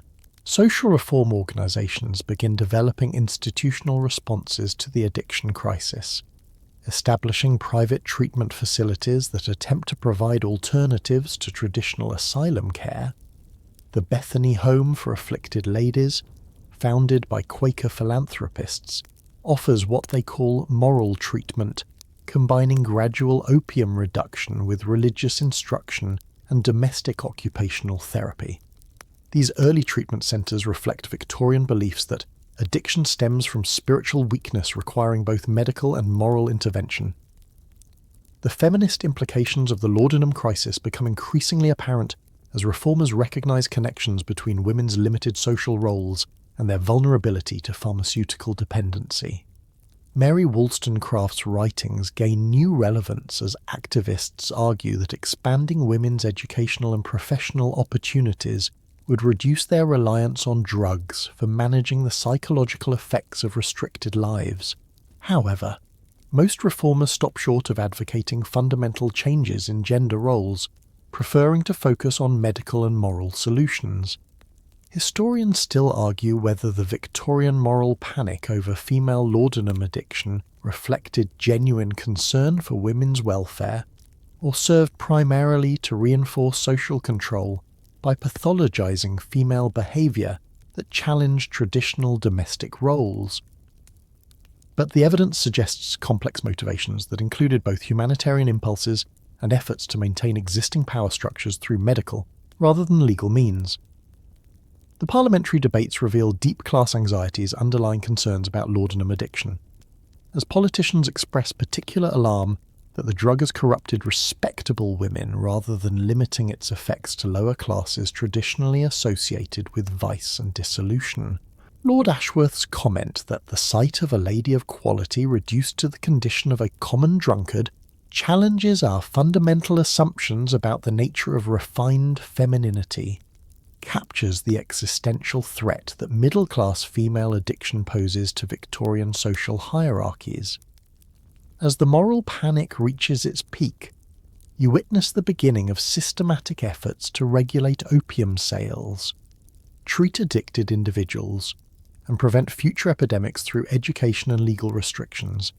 However, the reforms emerge from a medical and social establishment that created the crisis, ensuring that solutions will reflect the same assumptions about gender, class, and pharmaceutical authority that enabled widespread addiction to develop in the first place. You're sitting in the lecture hall at Guy's Hospital Medical School, where a new generation of physicians is learning to view laudanum addiction not as moral failing, but as genuine medical condition requiring scientific understanding rather than judgmental condemnation. Dr. Thomas Albert, one of Britain's most progressive medical minds, stands before rows of attentive students, describing addiction as a disease of the nervous system that demands the same systematic approach we apply to tuberculosis or typhoid fever. His words represent a revolutionary shift in medical thinking that will slowly transform how society approaches pharmaceutical dependency. The medical community's awakening to addiction's true nature emerges from accumulated clinical observations that can no longer be ignored or explained away through Victorian assumptions about feminine weakness. Dr. Edmund Clouston, publishing in the British Medical Journal, presents case studies documenting the physiological changes that occur during opium dependency, tolerance requiring increased doses, withdrawal symptoms that appear consistently across different patient populations, and the cyclical pattern of craving and relief that characterizes addictive behavior regardless of the patient's moral character or social standing. Doctor all but demonstrates the new understanding by presenting the case of Mrs. Margaret Thornton, a clergyman's wife whose laudanum addiction began with legitimate medical treatment for chronic pain but evolved into complete physical dependency. Observe how her symptoms follow predictable patterns, he explains to his students. The tremors, perspiration, and agitation that appear at regular intervals, relieved consistently by opium administration. This is not moral weakness. This is neurological adaptation to a powerful pharmaceutical substance. The progressive medical approach requires acknowledging uncomfortable truths about the profession's role in creating widespread addiction. Dr. Norman Kerr, founding the Society for the Study of Inebriety, forces his colleagues to confront their collective responsibility for the laudanum crisis. We have prescribed with confidence what we should have administered with caution, he admits in his groundbreaking lecture series. Our ignorance of addiction mechanisms does not excuse the suffering we have inadvertently inflicted upon thousands of patients who trusted our medical judgment. You observe Dr. Kerr's innovative treatment methods at his private clinic in Norwood, where he attempts systematic approaches to opium, withdrawal that prioritize patient comfort, and medical supervision over moral condemnation. His graduated reduction protocol slowly decreases patients' daily laudanum doses while providing supportive care for withdrawal symptoms, representing the first scientific attempt to manage addiction as a medical condition, rather than character defect requiring punishment or spiritual correction. The clinical observations emerging from these progressive treatment centres reveal addiction's complexity in ways that challenge Victorian assumptions about willpower and moral responsibility. Dr. Kerr documents cases like Mrs. Catherine Whitmore, who demonstrates perfect rational thinking and moral reasoning while simultaneously experiencing irresistible physical cravings for laudanum. The patient's intellectual faculties remain intact, he notes. Yet her neurological system has been fundamentally altered by prolonged opiate exposure in ways that overwhelm conscious control mechanisms. The new medical understanding faces fierce resistance from conservative physicians who have built their careers on traditional approaches to treating feminine disorders. Dr. Reginald Pemberton publishes articles defending established laudanum prescribing practices, arguing that addiction theories represent dangerous medical radicalism that will deprive suffering women of effective treatment for legitimate constitutional disorders. The professional conflict reflects broader tensions between scientific progress and established medical authority. The treatment innovations you witness at Dr. Kerr's clinic include the first systematic use of substitute medications to ease withdrawal symptoms. He experiments with chloral hydrate and bromide preparations to manage anxiety and insomnia during opium reduction, while employing hydrotherapy and electrical treatments that contemporary medicine believes can restore normal nervous system function. Though many of his methods prove ineffective by modern standards, they represent genuine attempts to develop evidence-based addiction treatment. The psychological aspects of addiction receive increasing attention from alienists like Dr. Henry Maudsley, who recognizes that dependency involves mental as well as physical components. His work with female laudanum addicts reveals that many patients use opium not just to avoid withdrawal symptoms, but to manage underlying depression, anxiety, and trauma that were never properly addressed by their original medical treatment. This insight leads to early recognition that effective addiction treatment must address psychological as well as physiological aspects of dependency. Doctor. Maudsley's case studies document the particular challenges facing women whose addiction began as prescribed medical treatment. Mrs. Helena Fitzgerald's recovery, he observes, requires not just physical withdrawal from laudanum but psychological adjustment to managing emotions and stress without pharmaceutical assistance. The patient must relearn emotional regulation skills that were never developed due to early reliance on opiate medication. He notes, anticipating modern understanding of addiction as learned behavior requiring behavioral as well as medical intervention. The emerging specialty of addiction medicine attracts physicians who recognize career opportunities in addressing a growing social problem while also demonstrating genuine commitment to helping suffering patients. Doctor.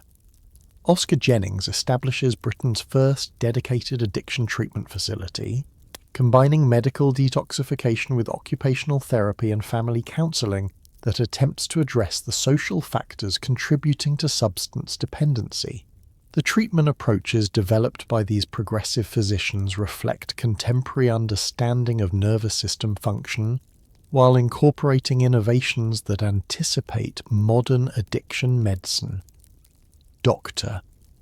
Jennings documents the importance of graduated dose reduction, environmental control during withdrawal, nutritional support for patients whose health has been compromised by chronic drug use, and long-term follow-up care to prevent relapse. His protocols represent the first systematic approach to addiction treatment based on clinical observation rather than moral theory. The research emerging from these early addiction specialists begins documenting the physiological mechanisms underlying opium dependency. Though their understanding remains limited by contemporary scientific knowledge, Dr. Clouston's experiments with laboratory animals reveal that repeated opium administration creates measurable changes in nervous system function, providing objective evidence that addiction involves genuine biological alterations rather than simple moral weakness or lack of willpower. The institutional innovations include establishing specialized nursing care for addiction patients, recognizing that withdrawal management requires medical expertise beyond what general hospital staff can provide.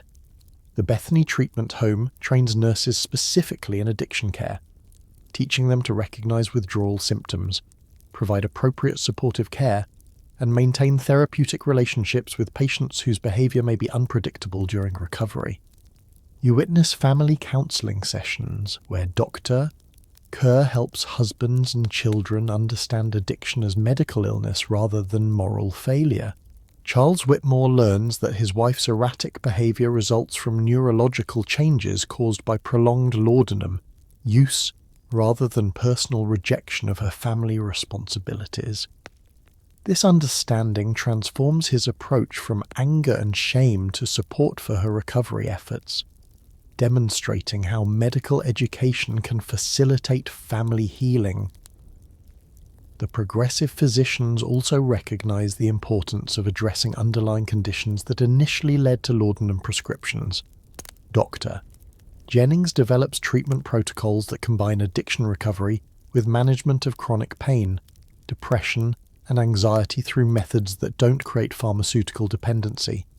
His holistic approach anticipates modern understanding that effective addiction treatment must address the medical and psychological issues that contribute to substance use.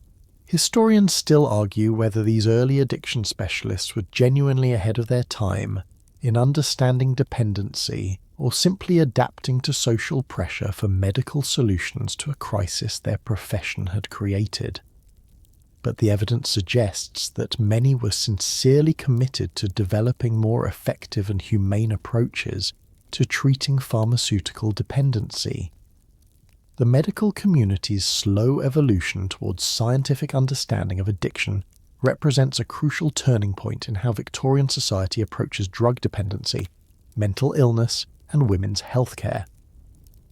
As you observe these pioneering physicians struggling to understand and treat laudanum addiction, you witness the birth of modern addiction medicine emerging from the collision between scientific observation and social crisis, laying groundwork for treatment approaches that will eventually help millions of people recover from pharmaceutical dependency. You're standing in the galleries of Parliament as members debate the Pharmacy Act of 1868, Britain's first serious attempt to regulate the opium trade that has created an epidemic of addiction among the nation's most respectable women. The air crackles with political tension as reformers clash with free trade advocates.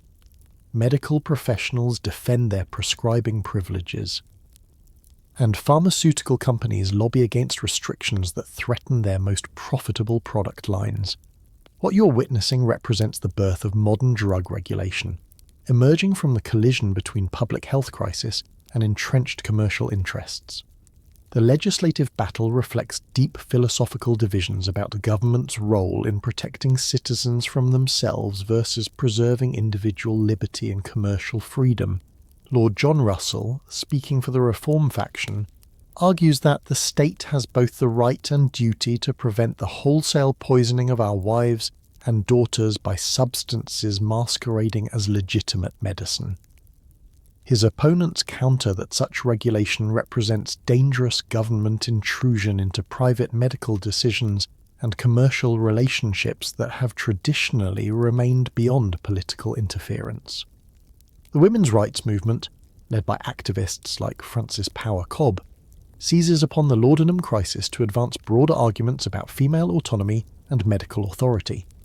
Speaking at a packed meeting in Exeter Hall, Cobb declares that women have been treated as experimental subjects by a medical profession that prescribes powerful drugs without obtaining genuine informed consent or providing adequate warnings about dependency risks. Her arguments connect pharmaceutical regulation to broader questions about women's legal status and decision-making capacity. The Married Women's Property Act campaign gains momentum from evidence that laudanum-addicted wives have bankrupted families through uncontrolled drug purchases, leading reformers to argue that women need greater legal control over household finances to protect their families from the consequences of medical addiction. Josephine Butler's speeches draw explicit connections between pharmaceutical dependency and women's broader legal powerlessness, arguing that ladies who cannot legally control their own property become easy victims of medical exploitation. You observe the parliamentary hearings where reformers present devastating testimony about the scope of laudanum addiction among British women. Dr. Thomas Clouston's statistical analysis suggests that over 60,000 women across Britain suffer from some degree of laudanum dependency, with the problem concentrated among middle and upper classes who have greatest access to private medical care and pharmaceutical supplies. His numbers shock politicians who had assumed addiction primarily affected lower social classes. The international dimension of reform efforts becomes apparent as activists draw connections between domestic addiction and imperial opium policy. The Anti-Opium Society, founded by Quaker businessman Joseph Rowntree, argues that Britain cannot maintain moral authority in forcing opium upon Chinese populations while allowing the same substance to devastate British families. This argument proves particularly powerful with evangelical Christians who support both foreign missions and domestic moral reform. The pharmaceutical industry's resistance to regulation reveals the enormous profits at stake in the laudanum trade. Representatives from major companies like Burroughs Wellcome testify that proposed restrictions would eliminate legitimate medical treatments while failing to address the underlying causes of addiction. Their arguments emphasize personal responsibility and medical authority while downplaying evidence about the inherently addictive properties of opium-based preparations. The medical profession splits between progressive physicians who support regulation and conservative doctors who view restrictions as government interference with professional judgment. The British Medical Association's official position carefully balances acknowledgement of addiction problems with defence of prescribing autonomy, reflecting the profession's internal conflicts about accepting responsibility for the crisis while maintaining professional authority. Legal reform efforts extend beyond pharmaceutical regulation to address the criminal justice system's treatment of addiction-related crimes. The case of Mrs. Catherine Mills, who murdered her husband during a laudanum withdrawal episode, forces courts to develop new legal frameworks for evaluating criminal responsibility among drug-dependent defendants. The resulting precedents recognise addiction as a mitigating factor while maintaining accountability for criminal behaviour. The establishment of specialised treatment institutions represents another dimension of reform, as philanthropists and medical professionals collaborate to create alternatives to traditional asylum care for addicted women. The National Temperance Hospital opens Britain's first dedicated addiction treatment ward, combining medical detoxification with moral instruction designed to address what reformers view as both physiological and spiritual aspects of dependency. You witness the grassroots organising that emerges as families affected by laudanum addiction begin sharing their experiences and advocating for systematic changes. The Society for the Rescue of Women and Children from the Opium Habit brings together physicians, clergy, and affected families to promote education about addiction risks while providing support for families struggling with addicted members. These organisations represent early recognition that addiction affects entire family systems rather than just individual users. The educational campaign associated with reform efforts produces the first systematic public information about opium addiction, including pamphlets distributed through churches, schools, and women's organisations. The Hidden Danger in Your Medicine Cabinet becomes one of the most widely distributed public health publications of the Victorian era, warning families about the addiction potential of commonly prescribed laudanum while providing guidance for recognising dependency symptoms. The temperance movement's involvement in anti-opium campaigns creates complex alliances between groups that might otherwise have conflicting interests.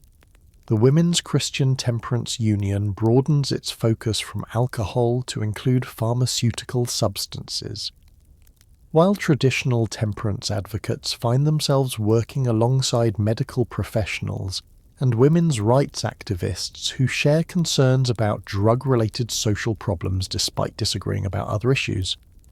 The regulatory framework emerging from these reform efforts establishes important precedents for government oversight of pharmaceutical safety and efficacy. The Pharmacy Act requires that laudanum and other opium preparations be sold only by licensed chemists with proper labelling indicating contents and potential dangers.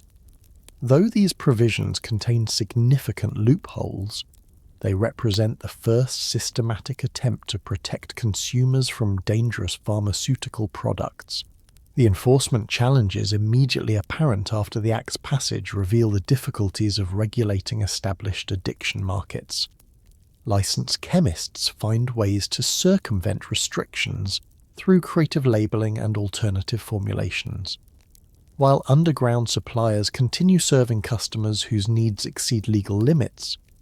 The persistence of illegal markets demonstrates how regulatory approaches must address both supply and demand aspects of addiction problems. The international influence of British reform efforts extends to other countries facing similar opium addiction crises. American physicians and politicians study British regulatory approaches while developing their own responses to pharmaceutical dependency problems. The Harrison Narcotics Tax Act of 1914 will eventually establish more comprehensive federal control over opium products. Building upon precedents established by Victorian-era British reforms, historians still argue whether these early drug regulation efforts were primarily motivated by genuine public health concerns or represented broader social control mechanisms designed to reinforce traditional gender roles and class hierarchies. But the evidence suggests complex motivations that included both humanitarian impulses and desires to maintain social order through legal, rather than purely medical means. The women's rights implications of laudanum reform create lasting precedents for female political organising around health and safety issues.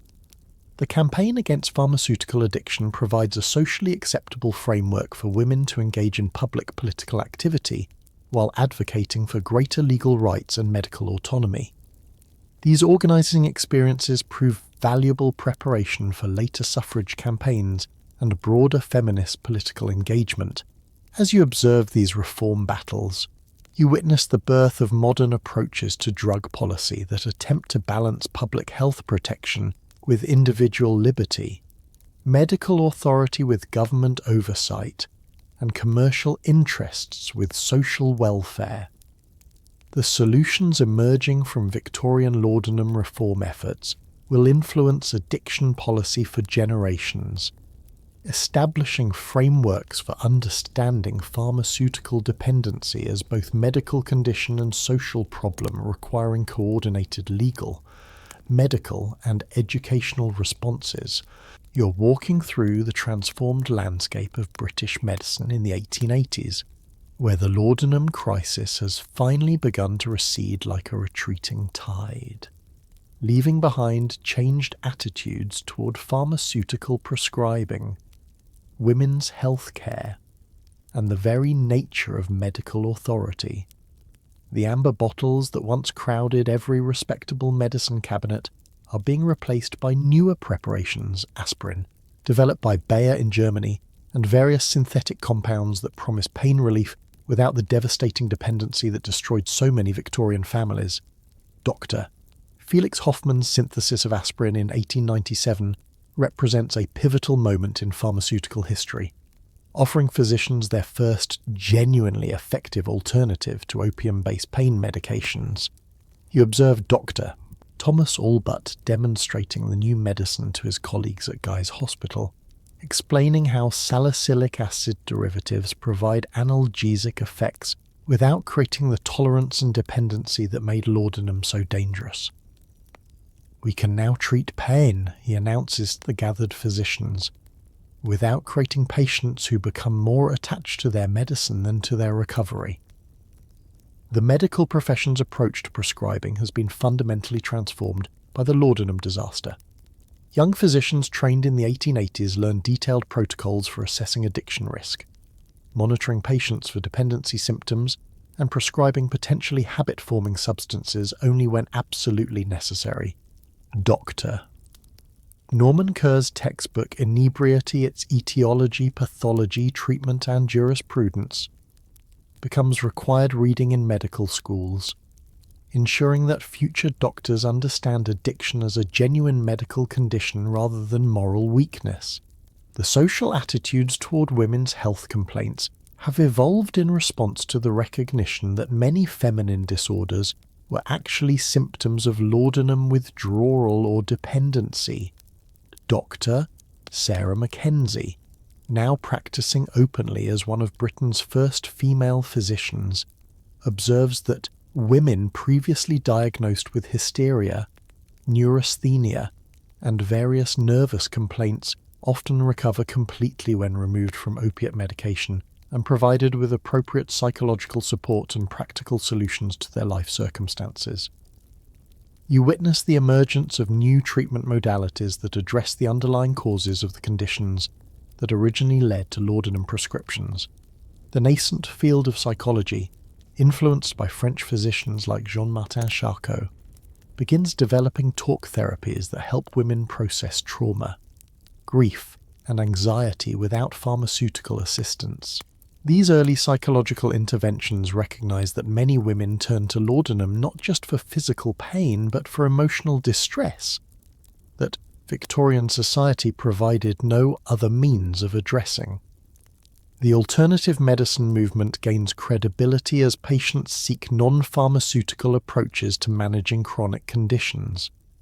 Hydrotherapy establishments like those at Malvern and Bath expand their services to include specialised programs for former laudanum users, combining water treatments with exercise, diet modification, and what early practitioners call moral therapy, structured activities designed to rebuild patients' confidence in their ability to manage discomfort without chemical assistance.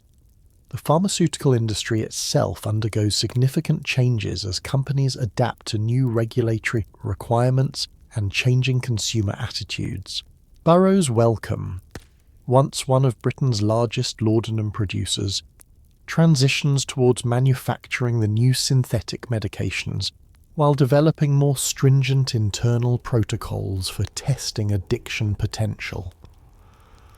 Company founder Henry Wellcome publicly acknowledges that the pharmaceutical industry bears responsibility for ensuring that our products heal rather than harm, and we must never again allow commercial interest to override patient safety. The regulatory framework continues evolving as authorities learn from the limitations of the original Pharmacy Act. The Sale of Food and Drugs Act of 1875 requires accurate labelling of pharmaceutical contents, making it impossible for manufacturers to disguise opium preparations with misleading names like soothing syrups or ladies' tonics. The Dangerous Drugs Act of 1920 will eventually establish comprehensive controls over opium and its derivatives, building upon the regulatory foundation laid during the Victorian laudanum crisis. You observe the transformation in medical education, where students now receive extensive training in recognizing and treating addiction. The curriculum includes detailed study of withdrawal management, patient counseling techniques, and the social factors that contribute to pharmaceutical dependency. This educational reform ensures that future physicians understand addiction as a complex medical condition, requiring specialized knowledge rather than simply moral judgment. The women's rights movement continues using the laudanum crisis as evidence for broader arguments about female autonomy and medical decision-making. The Married Women's Property Acts of 1870 and 1882 give women greater legal control over their finances, partly motivated by recognition that financial autonomy helps protect families from the economic devastation that often accompanies addiction. Reformers argue that women who control their own resources are less vulnerable to exploitation by unscrupulous physicians or pharmaceutical suppliers. The international influence of British addiction reform spreads to other countries grappling with similar opium problems. American physicians studying at British medical schools return home with new understanding of addiction treatment, while British medical texts on dependency become standard references worldwide. The international opium conferences of the early 1900s will build upon British experiences in developing global approaches to controlling dangerous drugs. The literary and cultural impact of the laudanum crisis continues reverberating through Victorian society as writers, artists, and social commentators process the implications of widespread pharmaceutical addiction among respectable women. The novels of George Eliot and Elizabeth Gaskell begin featuring more nuanced portrayals of women struggling with medical dependency, helping shift public understanding from moral condemnation to sympathetic recognition of addiction as genuine illness. The treatment institutions established during the reform period evolve into permanent fixtures of the healthcare landscape. The Bethany Treatment Home expands its services to include outpatient counseling and family support programs, recognizing that addiction recovery requires ongoing support rather than simply detoxification. These early addiction treatment centers establish precedents for specialized care that will influence substance abuse treatment for generations. The medical profession's relationship with the pharmaceutical industry undergoes fundamental changes as physicians develop greater skepticism about commercial claims regarding new medications. Professional journals begin requiring evidence of safety and efficacy before endorsing pharmaceutical products, while medical societies establish ethics committees to review relationships between physicians and drug manufacturers. These reforms reflect hard-learned lessons about the dangers of uncritical acceptance of pharmaceutical marketing. You witness the emergence of patient advocacy organizations formed by families affected by the laudanum crisis. The National Association for the Prevention of Drug Addiction brings together physicians, former patients, and concerned families to promote education about dependency risks while supporting research into addiction treatment. These organizations represent early recognition that addiction affects entire communities rather than just individual users. The economic impact of reduced laudanum consumption becomes apparent as legitimate pharmaceutical companies report declining profits while investing in research and development of safer medications. The transition proves challenging for some firms, but companies that successfully adapt to the new regulatory environment often emerge stronger and more innovative. The economic disruption demonstrates how public health reforms can drive pharmaceutical innovation by creating market demands for safer products. Historians still argue whether the decline in laudanum addiction primarily resulted from regulatory reforms, medical education improvements, or broader social changes in attitudes toward women's autonomy and healthcare. But the evidence suggests that multiple factors combined to create systematic change that prevented future epidemics of pharmaceutical dependency. As you observe this transformed medical landscape, you realize that the Victorian laudanum crisis served as a painful but necessary education for British society about the dangers of uncritical faith in pharmaceutical solutions to complex human problems. The lessons learned from thousands of women's suffering created frameworks for understanding addiction, regulating dangerous substances, and protecting vulnerable patients that continue influencing medical practice and drug policy today. You're standing in a modern medical museum, examining a display case filled with those familiar amber bottles that once promised relief but delivered addiction to countless Victorian women. The placard beside the exhibit reads Laudanum, Lessons from Britain's First Pharmaceutical Crisis, 1830 to 1890. And as you study the artifacts, prescription bottles, medical journals, asylum records, and faded photographs of treatment facilities, you realize that this forgotten epidemic continues shaping how we understand addiction, medical ethics, and the complex relationship between pharmaceutical innovation and patient safety. The legacy of the Victorian laudanum crisis resonates through modern addiction medicine in ways that most people never recognize. Dr. William Osler's principles of medical education developed in response to the professional failures that enabled widespread opium dependency, established the foundation for evidence-based prescribing that remains central to medical training today. His insistence that physicians must understand both the benefits and risks of every medication they prescribe emerged directly from the recognition that well-meaning doctors had created an epidemic through ignorance and overconfidence. The regulatory frameworks born from Victorian opium reform continue influencing contemporary drug policy across the developed world. The Controlled Substances Act in the United States, the Misuse of Drugs Act in Britain, and similar legislation worldwide trace their philosophical foundations to the recognition that some pharmaceutical substances require special oversight to prevent widespread dependency. The scheduling systems that classify medications by abuse potential reflect hard-won Victorian understanding that therapeutic value must be balanced against addiction risk. You observe how the modern opioid crisis eerily mirrors the patterns established during the laudanum epidemic, with prescription painkillers creating widespread addiction among populations who never intended to become drug-dependent. The pharmaceutical marketing tactics that promoted OxyContin and similar opioids echo the Victorian-era promotion of laudanum as safe, effective treatment for various ailments. The social demographics of contemporary prescription opioid addiction, primarily affecting middle-class white populations, replicate the class patterns that characterized Victorian laudanum dependency.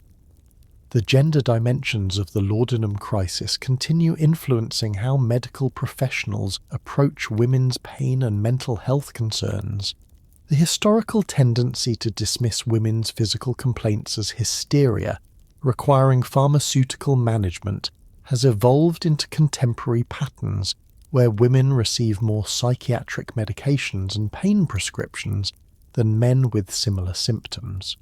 The Victorian legacy of medicalizing female emotional distress persists in modern prescribing patterns that often prioritize pharmaceutical intervention over addressing underlying social and psychological causes of women's suffering. The treatment approaches pioneered during the Victorian laudanum crisis laid groundwork for modern addiction medicine and rehabilitation. Dr. Norman Kerr's emphasis on gradual dose reduction, rather than immediate cessation, remains the standard approach for managing withdrawal from physically addictive substances. His recognition that addiction involves both physiological dependency and psychological factors anticipated the biopsychosocial model that guides contemporary addiction treatment. The residential treatment facilities he established provided the template for modern rehabilitation centers that combine medical detoxification with behavioral therapy and social support. The pharmaceutical industry's evolution in response to the laudanum crisis established precedents for drug development, testing, and marketing that continue shaping how new medications reach the market. The Victorian recognition that pharmaceutical companies must accept responsibility for their product safety led to regulations requiring clinical trials, adverse effect monitoring, and accurate labelling of medication risks. However, the ongoing tension between commercial interests and public health protection reflects unresolved conflicts that emerged during the original opium crisis.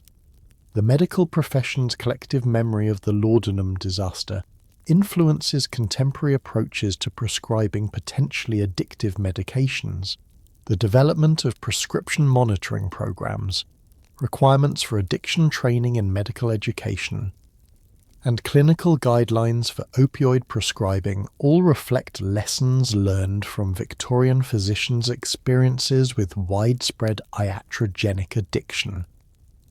The professional emphasis on first do no harm gained new meaning after thousands of well-intentioned doctors learned that they had inadvertently created the suffering they sought to alleviate. You examine historical documents revealing how the laudanum crisis influenced early developments in women's healthcare and the feminist movement. The recognition that many women used opium to cope with restrictive social conditions contributed to arguments for expanding women's educational and professional opportunities. Victorian reformers who connected pharmaceutical dependency to women's limited social roles anticipated modern understanding of how social determinants affect health outcomes and addiction vulnerability. The international legacy of British laudanum reform extends to contemporary global efforts to balance legitimate medical access to controlled substances with preventing diversion and abuse.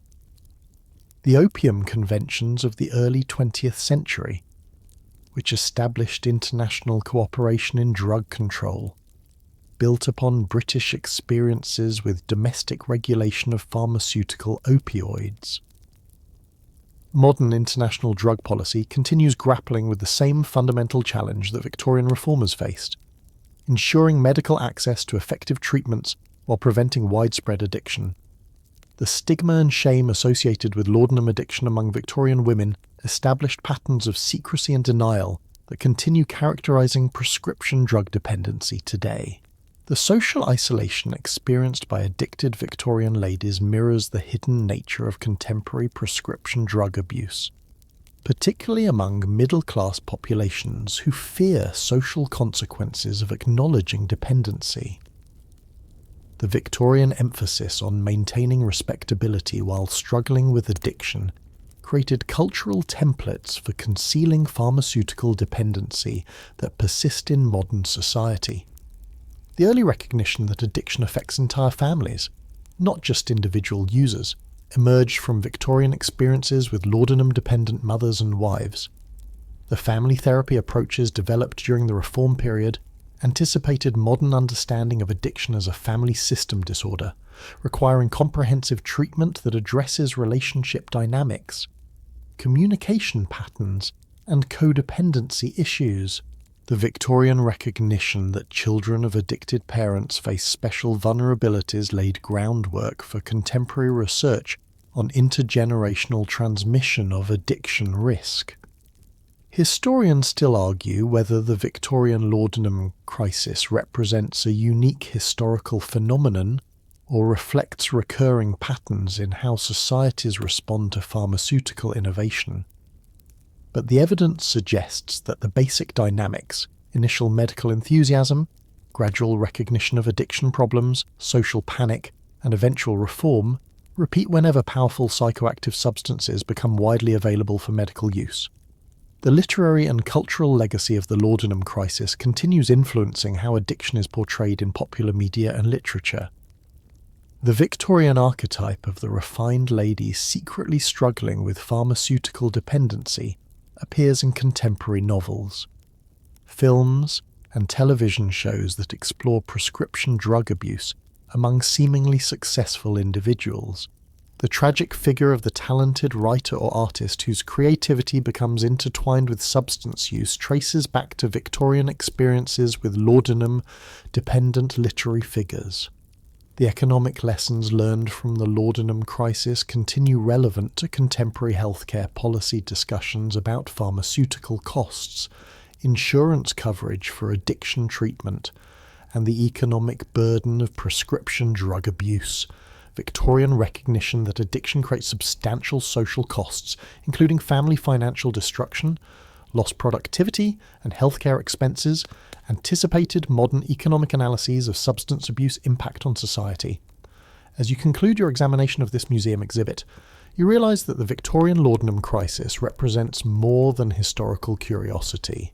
It provides a template for understanding how pharmaceutical innovation can create unintended consequences that reshape entire societies. The amber bottles in the display case serve as silent witnesses to thousands of women whose suffering taught crucial lessons about the complex relationship between medicine or addiction and social responsibility. The ultimate legacy of the Victorian laudanum epidemic lies not in the specific details of 19th century opium use, but in the broader understanding that pharmaceutical power requires careful stewardship, that addiction represents genuine medical illness requiring compassionate treatment, and that society bears collective responsibility for protecting vulnerable individuals from exploitation by those who profit from their dependency. These lessons, written in the suffering of countless Victorian women, continue guiding efforts to balance pharmaceutical innovation with public health protection, ensuring that future generations can benefit from medical advances without repeating the tragic mistakes that turn medicine into a source of widespread addiction and social disruption. As you step away from the museum exhibit and walk slowly toward the exit, your footsteps echoing softly in the quiet halls, you feel the weight of history settling gently around your shoulders like a familiar shawl. The amber bottles behind the glass have revealed their secrets, and the women whose lives they touched, Mrs. Catherine Whitmore with her desperate midnight wanderings, Lady Pembroke floating through drawing rooms in opium-induced serenity, Elizabeth Barrett Browning finding both inspiration and imprisonment in her daily doses, begin to fade from vivid presence into gentle memory. The gas lamps of Victorian London dim in your mind's eye, replaced by the soft glow of modern lighting that guides you toward rest. The screams from Bedlam's corridors grow quiet. The frantic discussions in Parliament's chambers become distant whispers, and the clicking of heels on cobblestone streets transforms into the rhythm of your own peaceful breathing. Doctor, Pemberton's confident prescriptions, the underground chemists with their concentrated preparations, the reform movements and medical revelations, all of these urgent concerns settle into the past where they belong. Their lessons learned and their stories told. You feel yourself drifting between centuries now, as the Victorian women who suffered through laudanum's promises and betrayals take their final bows and step quietly into history's embrace. Their pain has been witnessed, their experiences honoured, their lessons preserved for future generations who might face similar challenges with different substances but the same human vulnerabilities. The amber liquid that once seemed to hold all the answers has revealed its true nature not as salvation but as teacher, showing us the delicate balance between healing and harm, between medical intervention and human wisdom. The museum grows quieter still, and you realize that these stories of addiction and recovery, of medical mistakes and social learning, of women's struggles and society's evolution, have become part of you now, settling into memory like sediment in still water. The Victorian age recedes gently, taking with it the restrictive corsets and elaborate social conventions, the gaslit streets and horse-drawn carriages, leaving behind only the eternal human truths that transcend any particular era, our capacity for both suffering and healing, our vulnerability to substances that promise escape from life's difficulties, and our endless ability to learn, grow, and create better futures from the hard-won wisdom of the past. Sleep comes now like laudanum once promised but never truly delivered, naturally, peacefully, without the price of dependency or the shadow of tomorrow's withdrawal. Rest easy, knowing that the Victorian women's sacrifices were not in vain, that their stories continue teaching compassion for those who struggle with addiction, wisdom for those who prescribe powerful medicines, and hope for anyone seeking recovery from pharmaceutical dependency.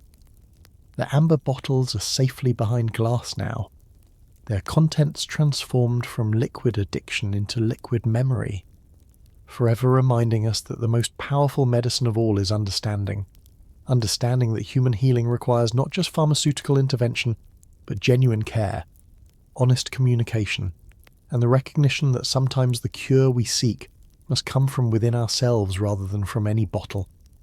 No matter how elegantly prepared or confidently prescribed, the last lights dim, the final echoes fade, and the Victorian women find their peace at last, their stories complete, their lessons preserved, their spirits free from the amber prison that once held them captive.